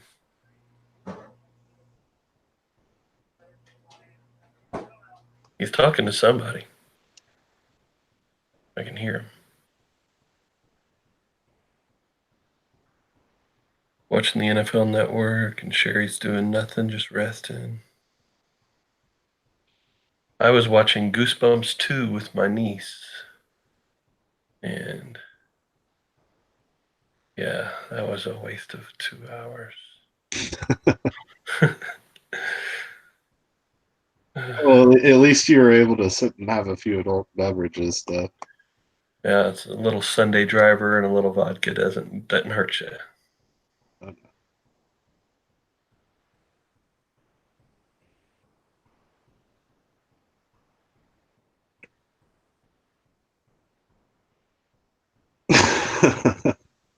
BD said that Rev went to stock up on summer sausage before the rush. That is. I had some pork barbecue tonight that was outrageous at the poker game. This guy put it in his smoker for like 14 hours and then shredded it and brought it in for everybody, and it was amazing. They didn't have any kind of hot sauce, though, to put on it, just the regular barbecue over, store-bought stuff. And I was wishing I'd have brought my little pack of lava dust with me. That would have topped it perfectly. Didn't think ahead, to bring it to the poker game. So just had to settle for decent barbecue with no heat.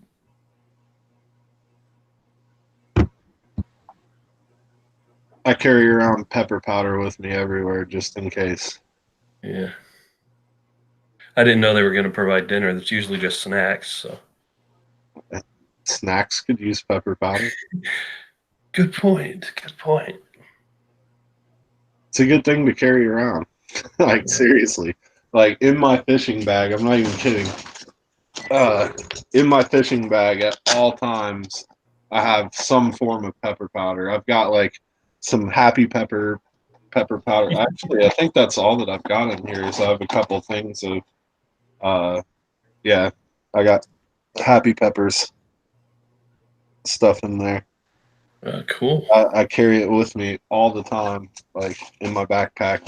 I usually have one of my own shakers in there too. I like to have a little bit of variety.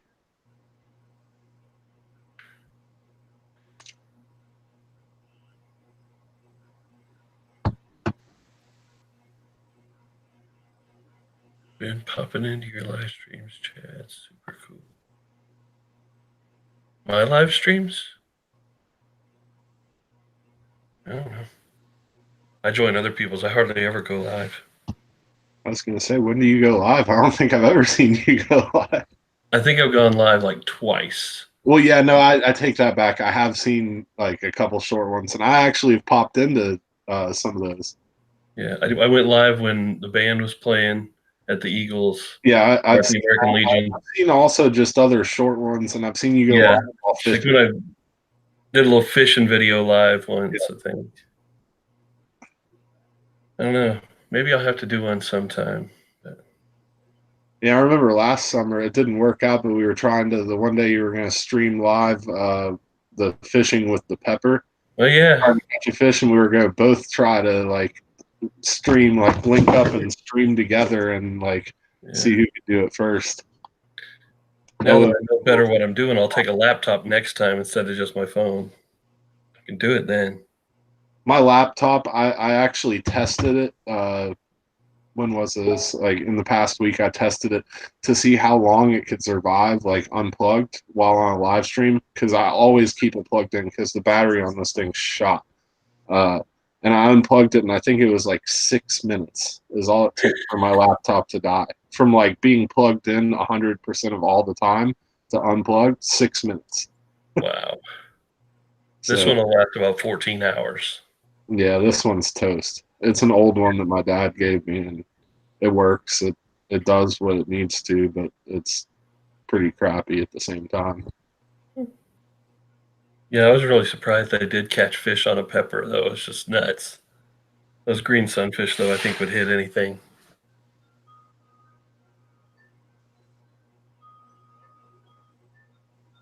When I get pods, I'll have to try to do it again.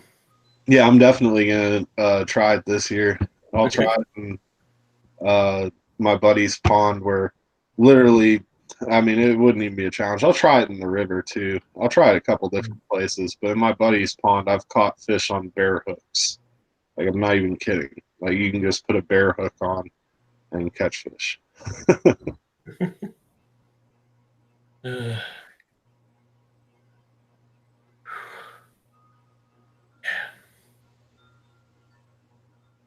what's everybody drinking tonight?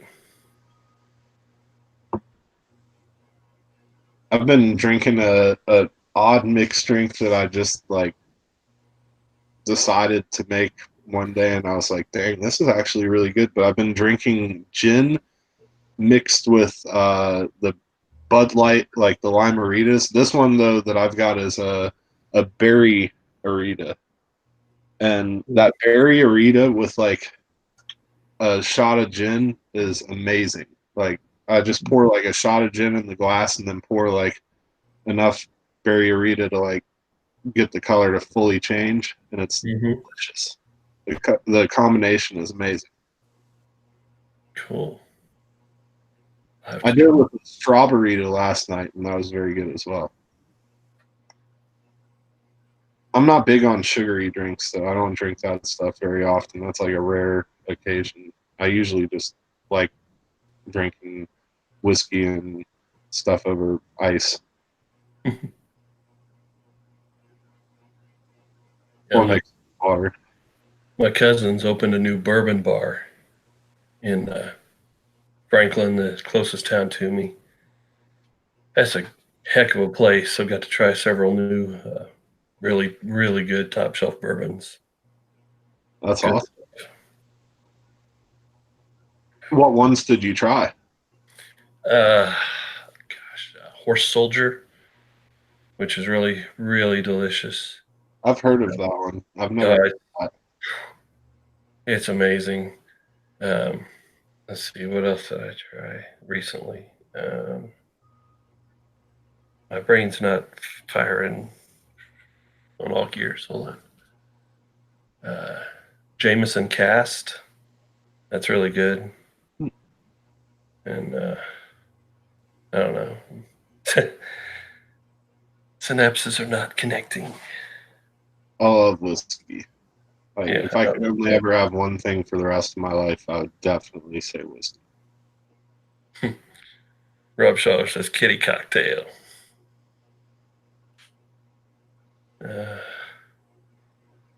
Yeah, it definitely is, but it's tasty. I don't care what anybody says. But like literally, it's not like I'm just sitting and like throwing them back and like that's what I'm drinking and that's what I drink. No, I just had a single can of that in the fridge, and I was like, you know what, I'm going to do this, and it's good. Right. After a long day out fishing, just sweating, hiking, being worn out, I was like, dang, that thing's ice cold in the fridge. It looked too good to pass up. Yeah, Hot Sauce Junkie Tim, I just finished the last of my Stolichnaya tonight, so well, I like vodka too, but yeah. Vodka's great because it's universal. I mean, I Mhm. like even just vodka plain, and vodka over ice and stuff is great too. But I mean, you can make like endless drinks with vodka, like Electric lemonade. Yeah, just about everything goes with it.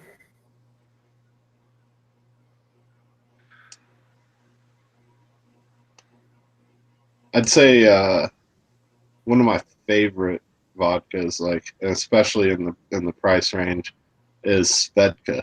I really like Svedka. Yeah. And Finlandia, I think that's what it's called, Finlandia or something. That's another one that is a close second for me. But Svedka is probably like, I would say, my favorite vodka for in the price. Now, if you were going to say like, what is my favorite vodka? Like, if money was no matter, then Belvedere all the way. Grey Goose is all right, but I don't know. Grey Goose is all hype. Belvedere is some quality stuff though. That is like the top notch vodka. I'm not really a Tito's fan. Everybody like gets all over Tito's, but to me, Tito's is like I don't know. It's too sweet. It has like some different sharpness in there that I don't like. There's a certain characteristic, and I've always just assumed like I think it's a sweet flavor that I'm getting in it that I don't like about the Tito's. It's not that I'm saying it's bad. It's just I don't particularly care for it. Kettle One, Kettle One is good as well, Mhm. but Belvedere is by far the best. And a lot of people that really are into vodka that I think would totally agree with that. Yeah, my best friend Andy, as a gift, like a company gift, whatever, he got this gigantic bottle of Grey Goose, like a almost a gallon, but it was metric, and whatever the size was, it was huge, like as big as 3 regular sized bottles. Yeah. And that was good stuff. I don't know what size it was, but it was huge.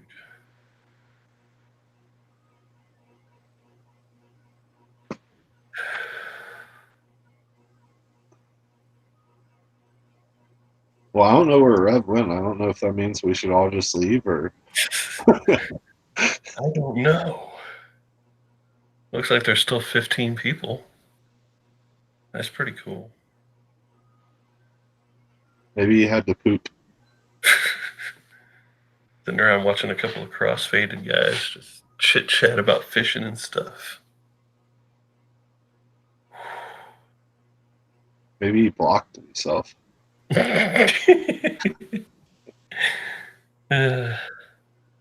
He's actually been sitting on the couch listening the whole time. It's just his screen's frozen.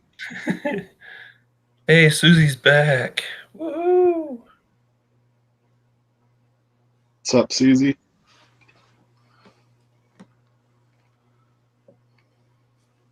What's up, y'all? Later, Scheller. There he is. He's back. Scheller leaving? Yeah. Later. Rob.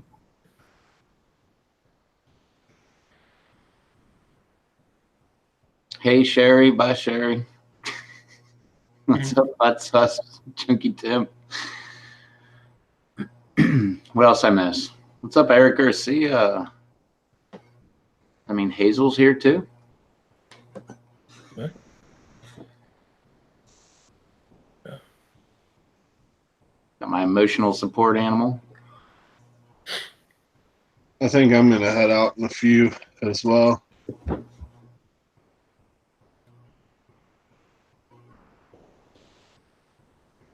Okay.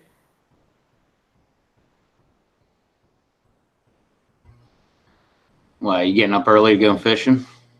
Oh yeah, I am actually. I got plans to meet up with my buddy at 9. Nice. Well, tight lines then, my friend. Thanks. Yeah, I'm gonna go hit it hard from 9 to 4 is the plan. We'll see. I mean, usually whenever we like set a deadline, we end up like fishing longer than we should. Like today, we stayed like longer than we should have, but that's all right. I don't regret it. Yeah, I last was time mad. Jason I had a big ass bass on, and I was using this. And I don't throw them, but my buddy has been throwing them and been catching fish. But it was just a storm swim bait, like one of the like pre-rigged storm swim baits, yeah, and it was like one of the like 3-inch ones, and he'd been catching fish on them. I river fish. I stream fish almost exclusively. I get bored at ponds. I don't like fishing ponds. It's not natural. I don't like it. I'll do it in a pinch, but I really like it doesn't do it for me. Stream fishing is like my passion. And I also just like the moving water. It I don't know. I feel more comfortable fishing streams. And that to most people is like the complete opposite. That's just what I've grown to love. It's not what I started doing. And I remember one time ponds were all I was about, and stream fishing was like completely foreign. But over time, I developed a passion for it, and I really dialed in on my skills. And I mean, if they had like tournament, like creek fishing, I could dominate because I go out with I've literally fished next to people that are like tournament bass fishermen that like can't buy a bite, and I'm just slaying. But if I go to a big lake or something, I sit there like, what the hell do I do? I don't know.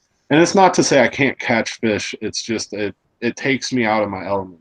So today I was having a tough time. My buddy was actually getting some bites, throwing these swim baits, and I was like, all right, well I'll throw one. And he gave me one. I started catching a few fish, and then I had a giant on, and it got up and shook its head real hard, and I thought my line snapped because it just snapped and it was gone. And then I reeled it in. My knot was still there, and not only was my knot still there, but like the loop, like where I had put the line through the eye of the hook and then wrapped it and tied it, the loop was still intact. So what it was where like like how like the hook will go up and then it has the metal loop where it's like folded down and like it'll be pinched up against it.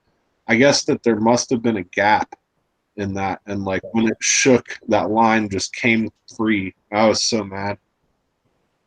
Not only did it swim off with the swim bait in its mouth, but I didn't get to land it. And my line didn't even break. It wasn't like it was my fault. I wasn't horsing the fish or anything. It was just a big fish, and it came up and like violently shook, and then it was gone. Yeah, Tim wants to know how long to keep your grow lights on for. It all depends on you. Some, like Susie says, she does 12-12. I think I'm at 16-8 or I'm at 18-6. I can't remember. But it's all preference. It could be, I've seen people do 24. I turn my lights on when I get up, and I turn them off when I go to sleep.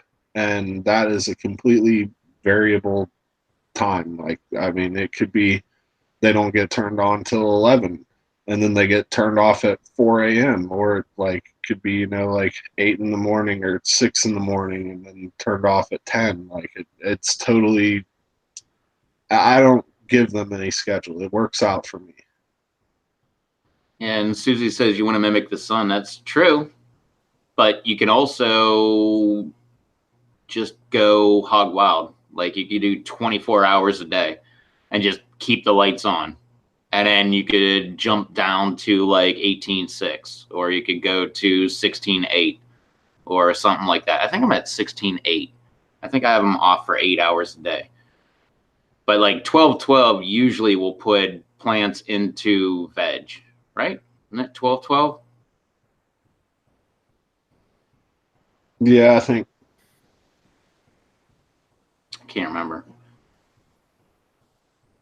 But it's all up to you. It's whatever you feel like doing.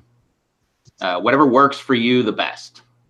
Like, I don't know. Like I said, I've seen people do 24, and that works great for some people. They do 24/7 for, a few months, and then they switch to like 18/6, and that seems to work for them. But normally with most plants, it's 12-12 is usually when the plants think, oh crap, we're making it to the middle of the season. We better start hurrying up and putting off veg. So,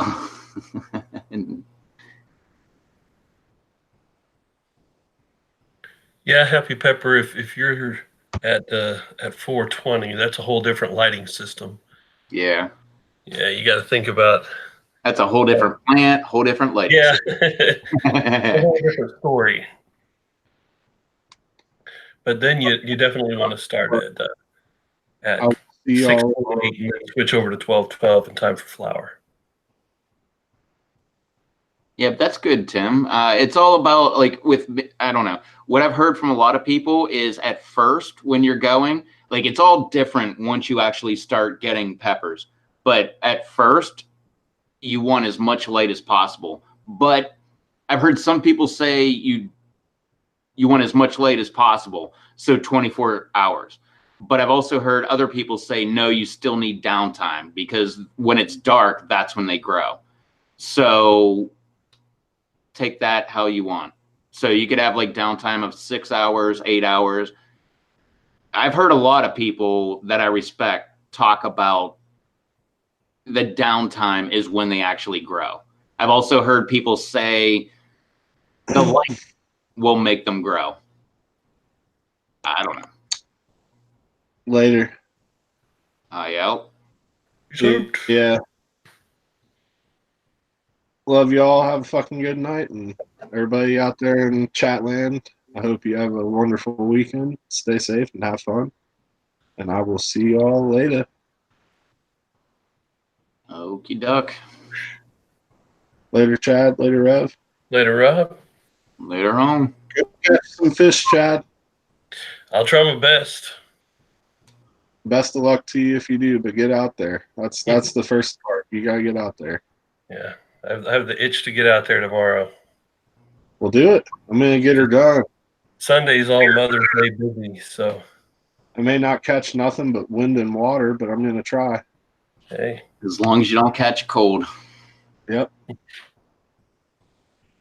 gonna try to leave the ticks behind tomorrow.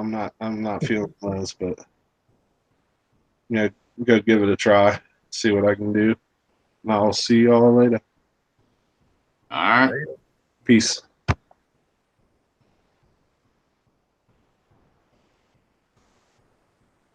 And about water, Tim, since the peppers usually like it pretty dry, I let mine go until they're looking like they're going to die, and then I give them a drink. Yeah. The only problem is if you don't have good airflow, that'll give them edema. Yeah. But no, I do the exact same thing. I'm on watering. When did I start? Like February? And I'm on watering number maybe 5, something like that. And I probably should have done that like a couple days ago. But no, I let mine, they look like death. Go back a couple of videos. I've got like my first watering, my second watering. My plants look like they are dead. Like they are all shriveled up. They'll be like all perky and everything, and the leaves will just totally drop and droop. That's normally my rule of when you water is when they're like good and droopy. No, this year I have been letting them like start getting shriveled up. Like I've even had the tops of the plants, they have actually like died off. and it's like I top the plant because now new growth starts popping up off of all of the different nooks and everything like that. And I don't know, like I said, it's just like I'm topping my plants, but they're not looking that bad. Well, they weren't the last time I looked at them. It's been a couple days. But then I did kill 2 of them. They are not coming back. I thought I killed them before I went to Canada, and then I got back and I was like, ooh, those suckers are not looking good. And I watered them again, and they're not coming back. So I guess so far this year I've killed 3. 3. So the 2, I still have them under the lights, but I refuse to say they're dead, but they're dead. It all depends, Tim. It depends on the plant. Like a lot of the plants, sometimes they will grow really slow. Like super hots, they will tend to grow like pretty slow. Whereas, like your sweeter peppers or your ahis or stuff like that, they like the ahis, they tend to get leggy like real quick. But it all depends. Well, I mean, there's 1,000 different variables. It all depends on what kind of plant you're growing. It all depends on what that plant decides to do. It all depends on what you're watering, your lighting, all the different variables. But a lot of the times they grow pretty slow. Yeah, I found that my hotter peppers grow much slower than the sweeter ones. I mean, I've got sweet bananas and red sweets that are, this tall, and I've got Naga brains and big Batman brains like this tall. So yeah, a lot of my super hots are kind of staying small but getting very bushy. Mm-hmm. And like the ahis, they tend to get very tall and leggy. And okay, so you got Reaper jigsaws, Jay's Ghost, Peach Ghost. I'm guessing that's Jay's Peach Ghost Scorpion. Oh, Jay's Ghost Peach Bush Tea Scorpions. Or was that Jay's Peach Ghost and then Butch Tea Scorpions?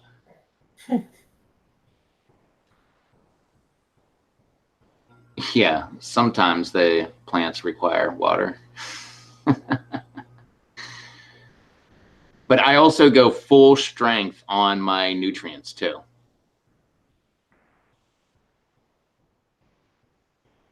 I just use my either my compost tea or the front pond water. I use all natural nutrients. Yeah, I've heard a lot of people say go half strength with your nutrients or whatever. I go full strength. I do that from the time they are seedlings. Like I do not screw around. I want those things to grow as fast as possible, so I just go ahead and full strength master blend. And not only that, but I change my master blend up every single time I make it. It's never the same thing. Like sometimes it'll be 3-3-2, sometimes it'll be 3-2-2, sometimes it'll be 3-2.5-2, sometimes it'll be 3-3-3.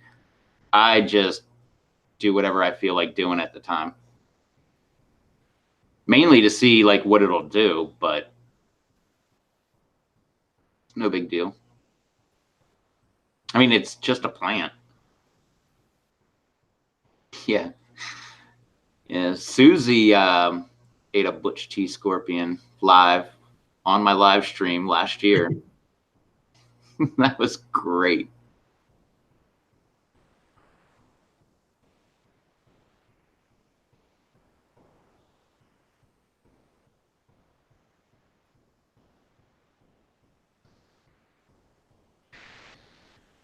Yeah, that was one of my favorite live streams. Tim, I'm using Master Blend. I found that on Kang Star's channel, and that's what he was using at the time that I found it. And yeah, what is that, Susie? GH, is that? It's not greenhouse. It's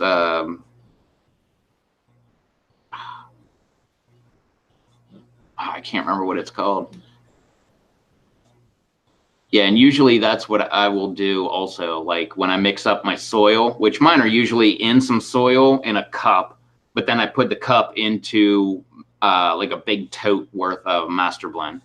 But no, when I mix up my soil, I usually use bone meal. Uh, uh, what the heck am I thinking? Not vermiculite. Perlite. Yeah, perlite or vermiculite. I try to use compost and yeah, was it? The heck is it? General Hydro Flora series. General Hydro. There you go. Thank you. That's what it is. General Hydro. Oh, she put that in there. The Florida series. Yeah, I've heard that's great, but my whole thing with that is you're paying to ship water.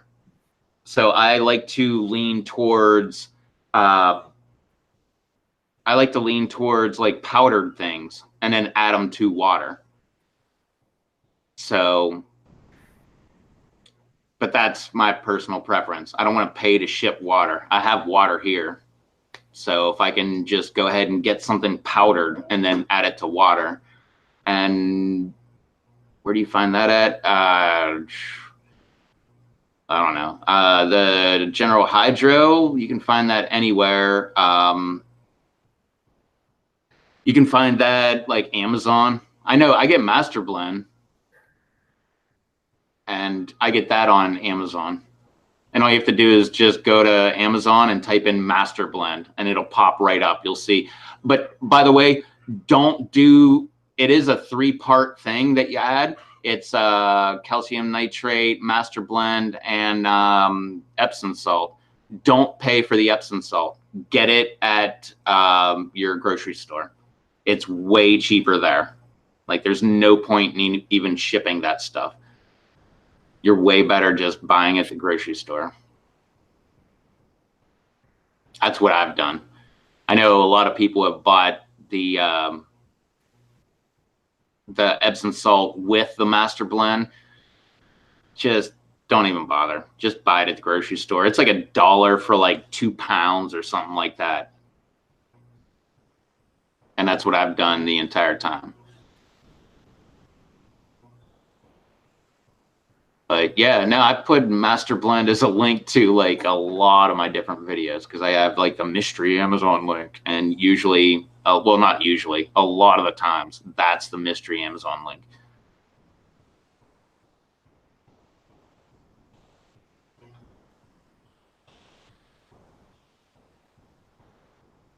But General Hydroponics, just Google that. Just General Hydroponics Flora series, and you'll find it. I believe it's 3-part, right, Susie? Is it a 3-part series? It's like what? Grow, flower, and something, or grow something and flower. I can't remember exactly.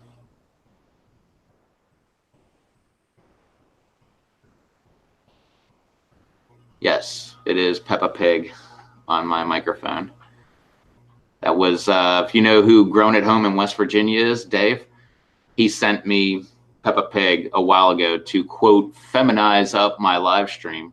And I figured I'd put her right there on my microphone. That way she could hang out. Micro, grow, and bloom. That's what it is.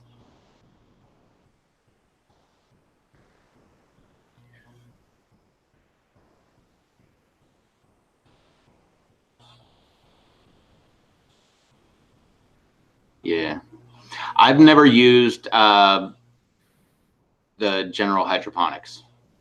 I've seen Kang use it. I know Susie uses it. Who else uses that? I think Charles used it. Somebody else used it too. But I personally have never used it. I've only used Master Blend. I figured when I'm going non-organic and I'm going hydroponic, heck with it. Keep it going.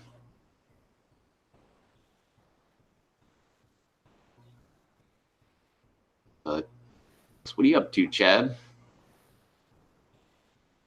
Just enjoying the night, man. Crossfade today. Quite a bit, yeah. Nice. Having a great time. That's the only way you can get through Goosebumps 2 movie. I've never seen that. You're not missing anything. Oh, okay.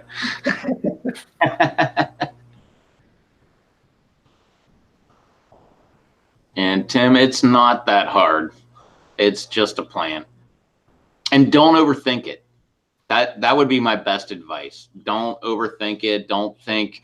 Everybody has their own ways. So just do whatever you feel. Like, listen to everybody and then just pick a thing that you want to do and go that way. And if it doesn't work next year, pick a different way to go and do it that way.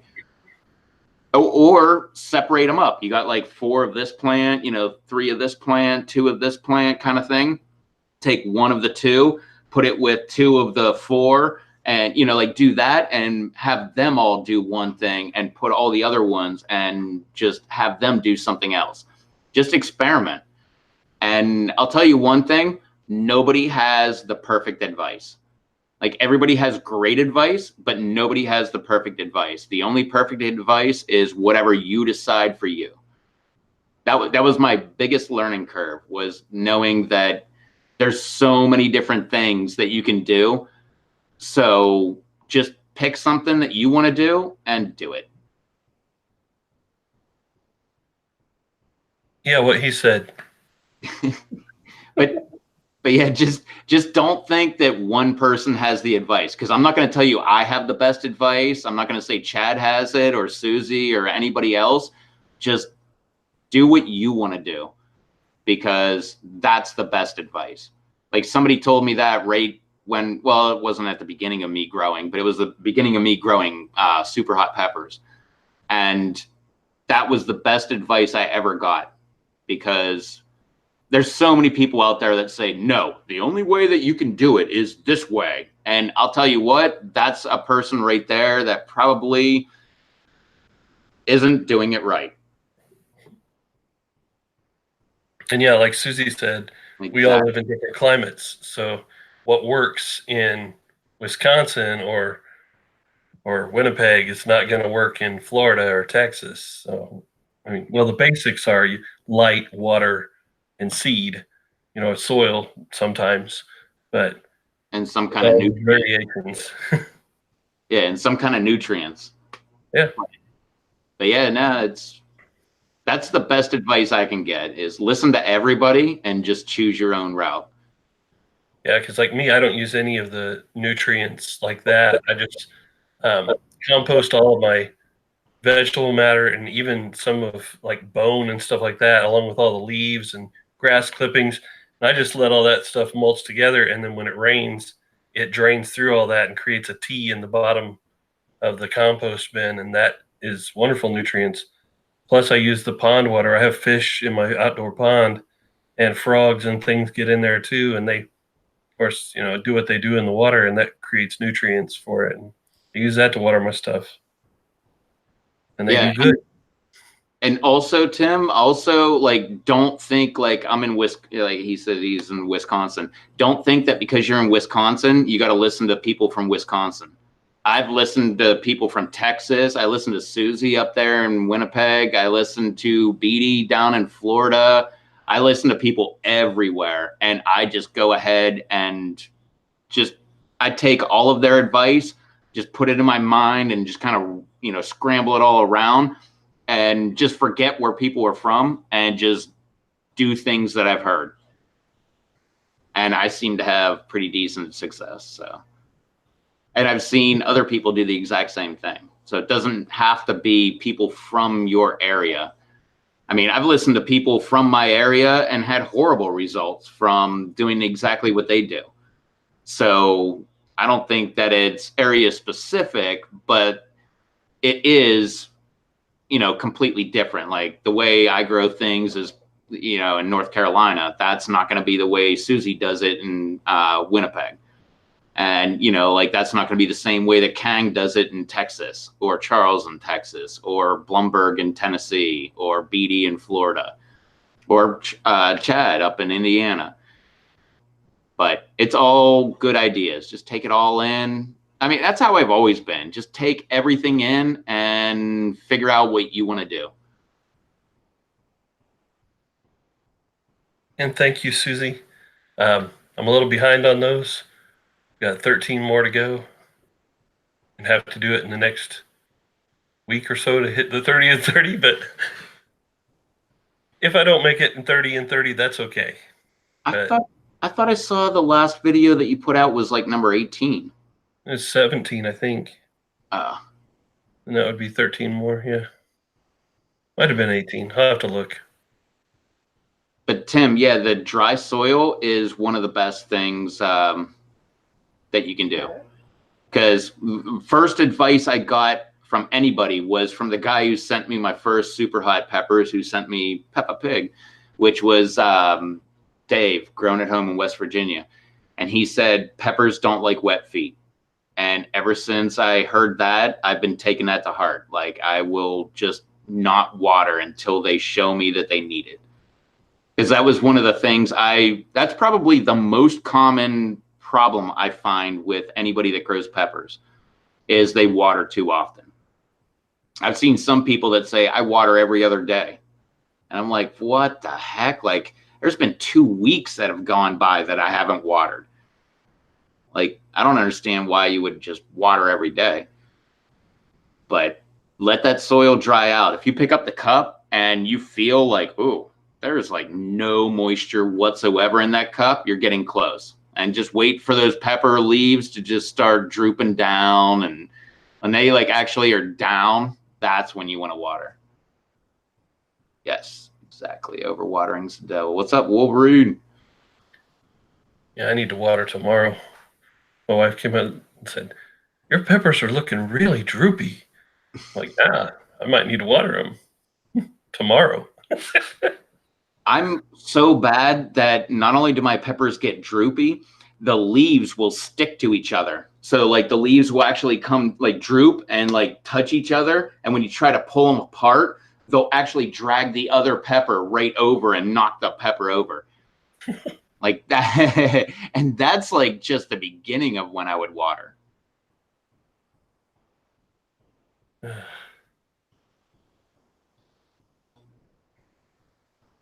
But yeah, definitely overwatering is definitely not good with peppers. Tomatoes works fine. Tomatoes love water. That's why they love my aquaponics. But peppers do not like aquaponics. That was like one of my first lessons I learned. I had like Mexi Bell, Cajun Bell, Serrano. What the heck's that one I really like? Shishito? Yeah, Shishito. I sent Chad Shishito. Bell peppers, you name it, jalapenos, habaneros. The habaneros I grew in, that's what they also say is that the more you stress your peppers and like don't give them water, the hotter they'll get. I had a habanero, the very first video I ever made with me on camera was like video 700 or 800 or something like that. Me trying a habanero that I grew in aquaponics. No heat whatsoever. It was like maybe jalapeno level. And that's because it constantly got water. It was never stressed. So if you stress your peppers, that's one of the reasons I stress my peppers. I want them as hot as absolutely possible.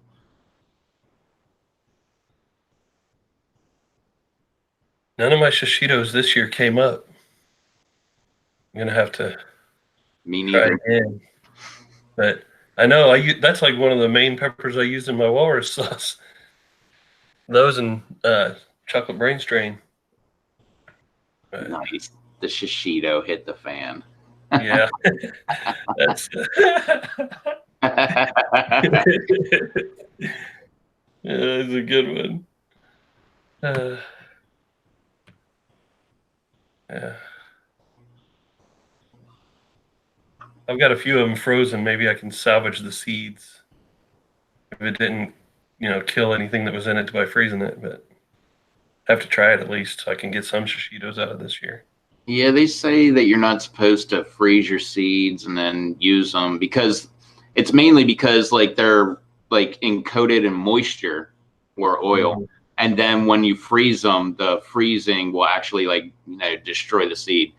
But sometimes it works. That's all I got left are the frozen ones. So Oh man. gotta try it. Well, luckily they sell them at the box store, so you can always go over there and just grab a live plant, grow one. That's what I planned on doing this year. Not at the box stores where I go. They don't have any shishitos. Really, they got them here. Like we don't Yeah. have a lot of different stuff, but yeah, Wolverine. You wondering who I'm streaming with? That's Chad the Walrus. Yeah. Go That's check me. them out. Type something in the chat, Chad. That way they can Oh see. yeah. You can click the 3 dots and click the go to channel, and then you could check out his channel. Like he said, he's in the middle of the 30/30, and that I'm not going to say I came up with it, but I feel like You came up with it. somebody had to have come up with it before me. I never like to take credit like that, but 30 videos, 30 days. That's the challenge. So if you want to like build up your YouTube channel, 30 videos, 30 days. There's no rules. That's it. So you could do all 30 videos in one day. You could do whatever. You could make a video about talking about, like, one of my rules was not making a video about like talking about the weather. Like, oh, today it was kind of warm out today, and stuff like that. But Yes, Wolverine. I am Chad the Walrus. That's me. but you can do it however you want. Like I said, there's like my version of it. There's no rules. The rule is 30 videos, 30 days. Do it however you want. You could do 30 videos in 30 days, one per day, which was my general rule. Or you could do it 30 videos in one day. Bang, you win.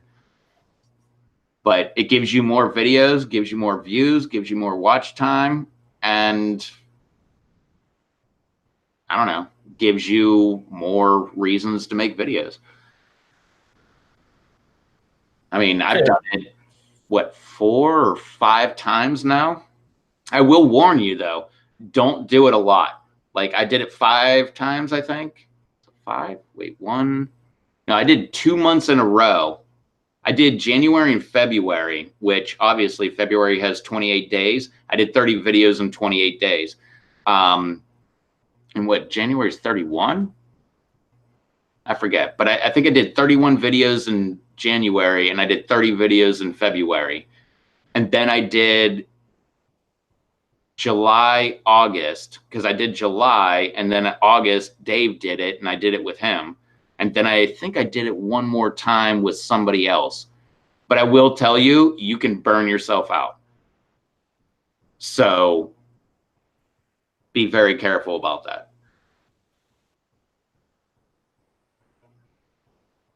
Yeah, what he said.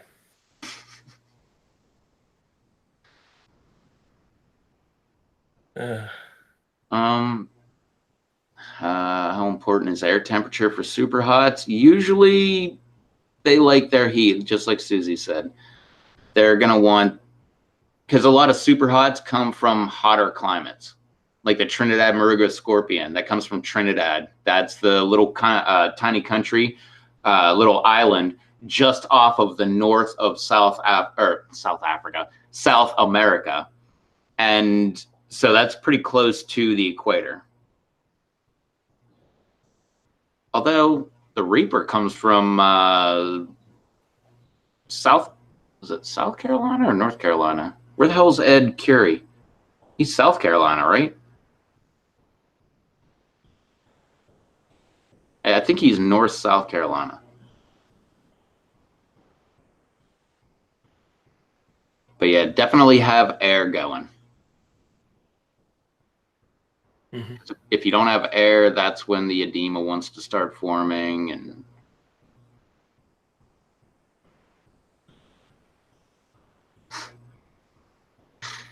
I don't know about that, Dave. Anybody in the chat can go ahead and try what Dave just suggested. Happy pepper. But I will not be making a video about that. no, definitely not.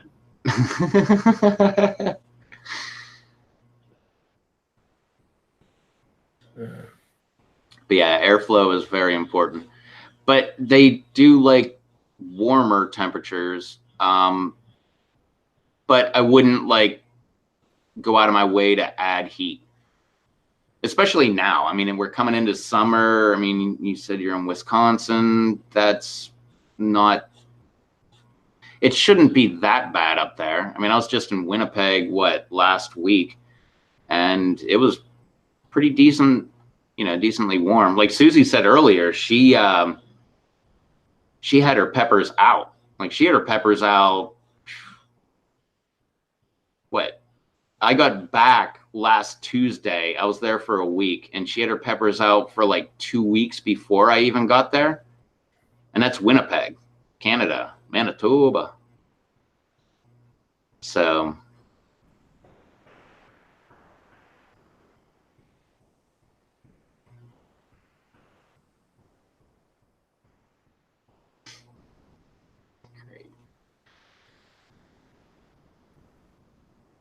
well, hey, Susie, you got any more? Well, same with you, Chad. You got any more advice for Tim or anybody else trying to grow some peppers?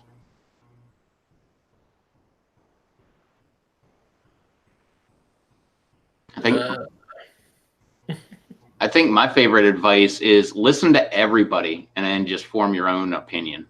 Never take anybody's advice as, the best advice. And I mean everybody. If they have crazy advice, listen to it. I mean, at the very least, you listen to it and you're like, that guy's crazy. And then just disregard it. But yeah, don't overwater, don't overwinter. Yeah, Charles's advice, one of his pieces of advice that I love, never bring anything that you have outside back inside. Because you will bring pests into your house and then they will start going at your plants. So I always like that advice. I've gone against that a couple times, but at the same time, I've taken a lot of precautions when I've brought overwintered peppers in. But yeah, Susie's advice is probably one of the best advice. Do not overwater. I think you mix Susie's advice, don't overwater, with mine, listen to everybody and form your own opinion. I think between those two, you'll be fine. Yeah. What he said. And I haven't seen Alex from Alberta Pepper. I haven't seen him in quite a while. I saw him a while back when he went to China, and I saw him a few times since then. But I'm pretty sure he's like busy working.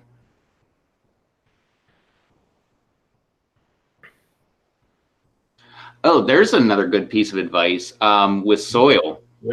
Mix up your own.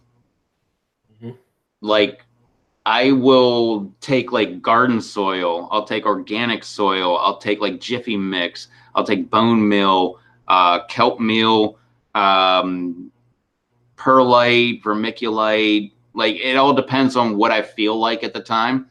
But I will mix like all that different stuff up into my own different, crazy mixture, and that will become my soil. And you could do whatever you want. Like, everybody has their own blends that they want to do, but Tim says he's using organic soil. Sometimes I've used organic soil and then, mixed other stuff into it, bone meal, kelp meal. Almost always I use perlite. Perlite. I don't think I've ever used vermiculite. Peat moss. That's another good one. Yep, there you go. Susie's got compost manure, organic bone meal and vermiculate. And Everybody if you has choose to reuse soils, make sure that you sift your soil really well before you reuse it to get any kind of old roots, things like that, any bugs, any pests, those kind of things out. Just sift your soil, and then you can add back in nutrients that weren't in there that you got rid of through the growing process. I tend to throw earthworms in my soil.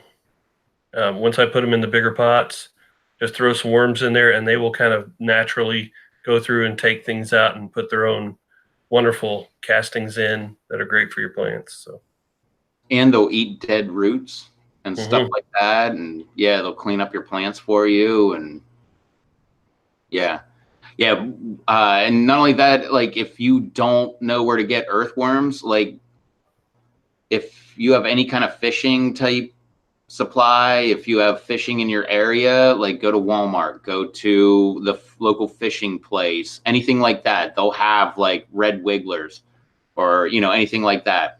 Grab a bunch and just, here's one in that pot, there's one, just that's what I did a bunch of times. Just start throwing worms in there and they'll hook you up. Yep. I got to go let my dog in. All right. Be right back. You, Joey.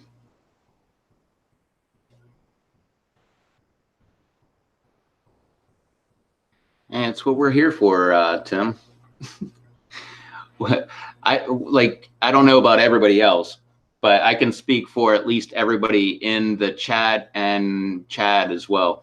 But we don't want to look like we are the best growers. We just want everybody to do good. So it's not like anybody will, at least I can speak for anybody in the chat, that like we're not going to give you bad advice. We just want to give you whatever has worked for us. And like I said, just take in anything that we say and make your own decision. We just want, I don't know. I've had the same thing with like YouTube as well as like growing. I really don't care if you're better than me. If I can help you be better than me, then that's what I'm going to do. Because I'm not the best. And I'm not the best at anything. I'm very good at a lot of things, but I'm not the best at one thing. So if I can help you become the better person by helping you out with just a little piece of advice, then I'd much rather that, because then I get to learn from you. So that's the way I've always looked at everything. Like I've had so many people that were like, oh yeah, I suck at YouTube. And I helped them out with certain things and they surpassed me, like just jumped right past me in numbers. I have no jealousy. I have no problem with that. I think that's awesome. So maybe I can use you as, like you use me as a jump off point. Well, maybe I can use you as a jump off point and you can help me back. Like that's the way I look at it. I never look at it as a jealousy thing. I hate it when people get all jealous and they're like, oh, well, that person sucks because blah, blah, blah. And they're just jealous that their numbers are better. Well, maybe they make better YouTube videos. Maybe I make crappy YouTube videos. Maybe that's why I'm not going as fast as that other person. But that's just the way I look at it.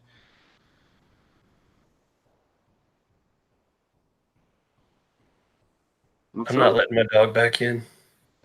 He chased a skunk or something. He did something with a skunk. It reeks as soon as you open the front door. Nice. What's up, Sherry McMillan? She's back in the chat. Whoop, whoop.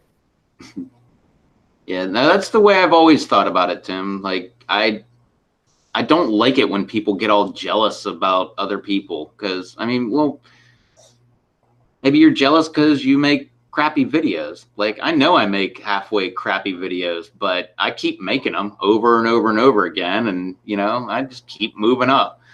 So if I can help like Happy Pepper, he makes great videos. Like, I remember the very first video he made, I was like, whoa, like that is amazing. Like he was making all kind of different how-to videos. And that's the way to go. I mean, I gotta concede, like, he makes better videos than I do. So I want to be associated with Happy Pepper because he makes better videos than me. So I want his fame to, you know, rub off on me. And I think that's the way we all should be. And that's why I started the live stream. I like what October is this 2019? October 2017. I started these live streams just because I wanted to get all of us together and like just kind of put our minds together and help each other. I wanted, like, however many subscribers I have, I want them to rub off on you. And however many you have, I want them to rub off on me. I just want everybody to like grow together and learn, you know, like if I can learn, like if Chad's got some new thing that he learned, I want to learn it. And maybe I think that's stupid advice, or maybe I think that's the greatest advice I've ever heard. Whatever, like I'm going to try it or not. And I hope I can become a better grower by doing that. Or, you know, the same thing with all of us. And that's just the way I've always looked at it. I don't look at it as it's a me versus everybody else on YouTube kind of thing. I think like we all are really good together, and we're a better team, you know? So if we all can be on each other's teams, then we all can grow together. I mean, maybe somebody won't like me, but they'll like you. So maybe they'll go to you, but you know, I think that's just a better way to look at it. So, all right. Well, yeah, it's almost 1 o'clock. 9:10. It's almost 2 here. It's almost 2 o'clock here. Nice. You might be doing a Go Ham jerky tomorrow. Good luck on that one. I just did that, what, 2 nights ago on Bounty's channel. So good luck with that one, man. It was pretty rough. I'm pretty sure Go Ham hooked it up a little extra for me, though. Because BD surely didn't look like he was struggling like I was.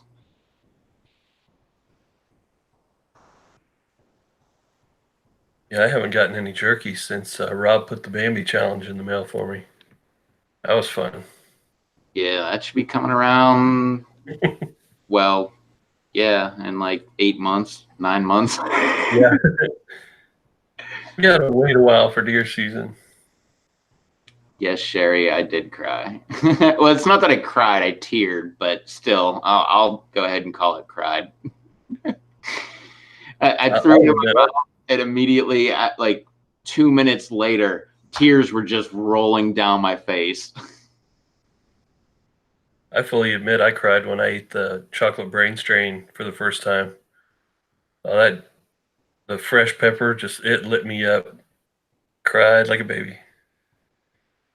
Yeah, and Susie, I probably deserve that for getting him kicked out of Charles's stream. That was such a dick move. I've apologized so many times to Go Ham about that. If you don't know what I'm talking about, I thought it would be funny to have Charles boot Go Ham out of his stream, and yeah, it was a dick move. I've apologized so many times. But yeah, no, I was fine the next day. It wasn't that bad. Actually, that night I was pretty crazy. The next day, absolutely nothing, and it wasn't anything until today. I talked about that earlier, so I have no intent on eating the Mohab bar. I don't even like chocolate. I'm not big on caramel either. I know that's what did you in, Sherry.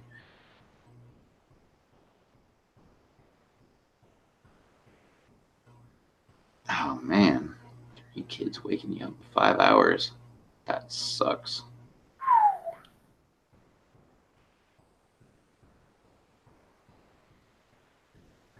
But what? He's a mad dog. Dog is loud. Yeah, we can shut this down if you want. Hey, I made it to the end of one of these. Me too.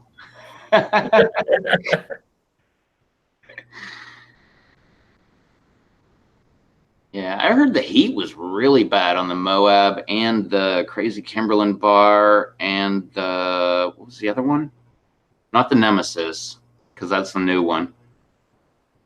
What's the other one? The Crazy Kimberlin. No, I think that's the two. Crazy Kimberlin and Moab. But the Crazy Kimberlin, I think that's the peanut butter. I think it's peanut butter caramel. Peanut butter. Yeah. Nah.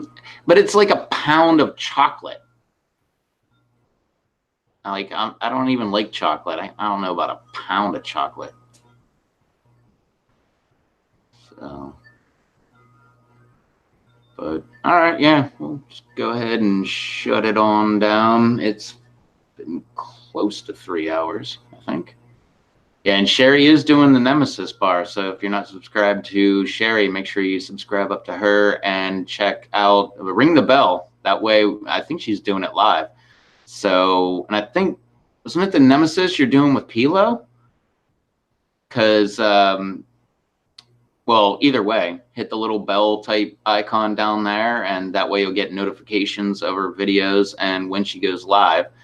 And personally, I don't hit the bell for most people or most subscriptions. Oh, you're doing it on Batman's. Oh, sweet. So what, is that going to be this Thursday?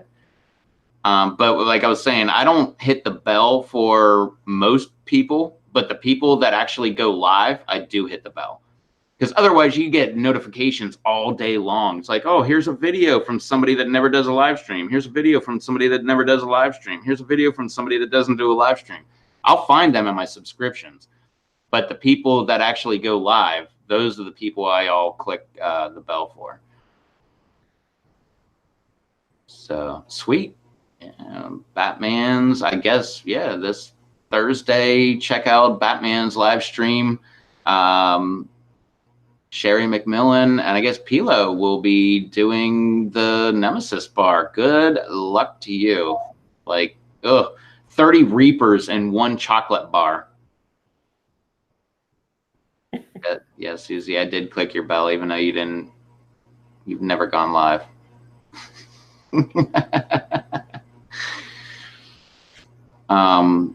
Yeah, 30 Reapers. Just put that in perspective. 30 Reapers in 1 chocolate bar. Ouch.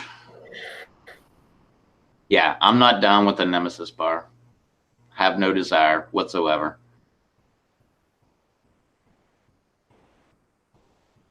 But hopefully, I finally had a minute to actually watch Batman's live stream yesterday.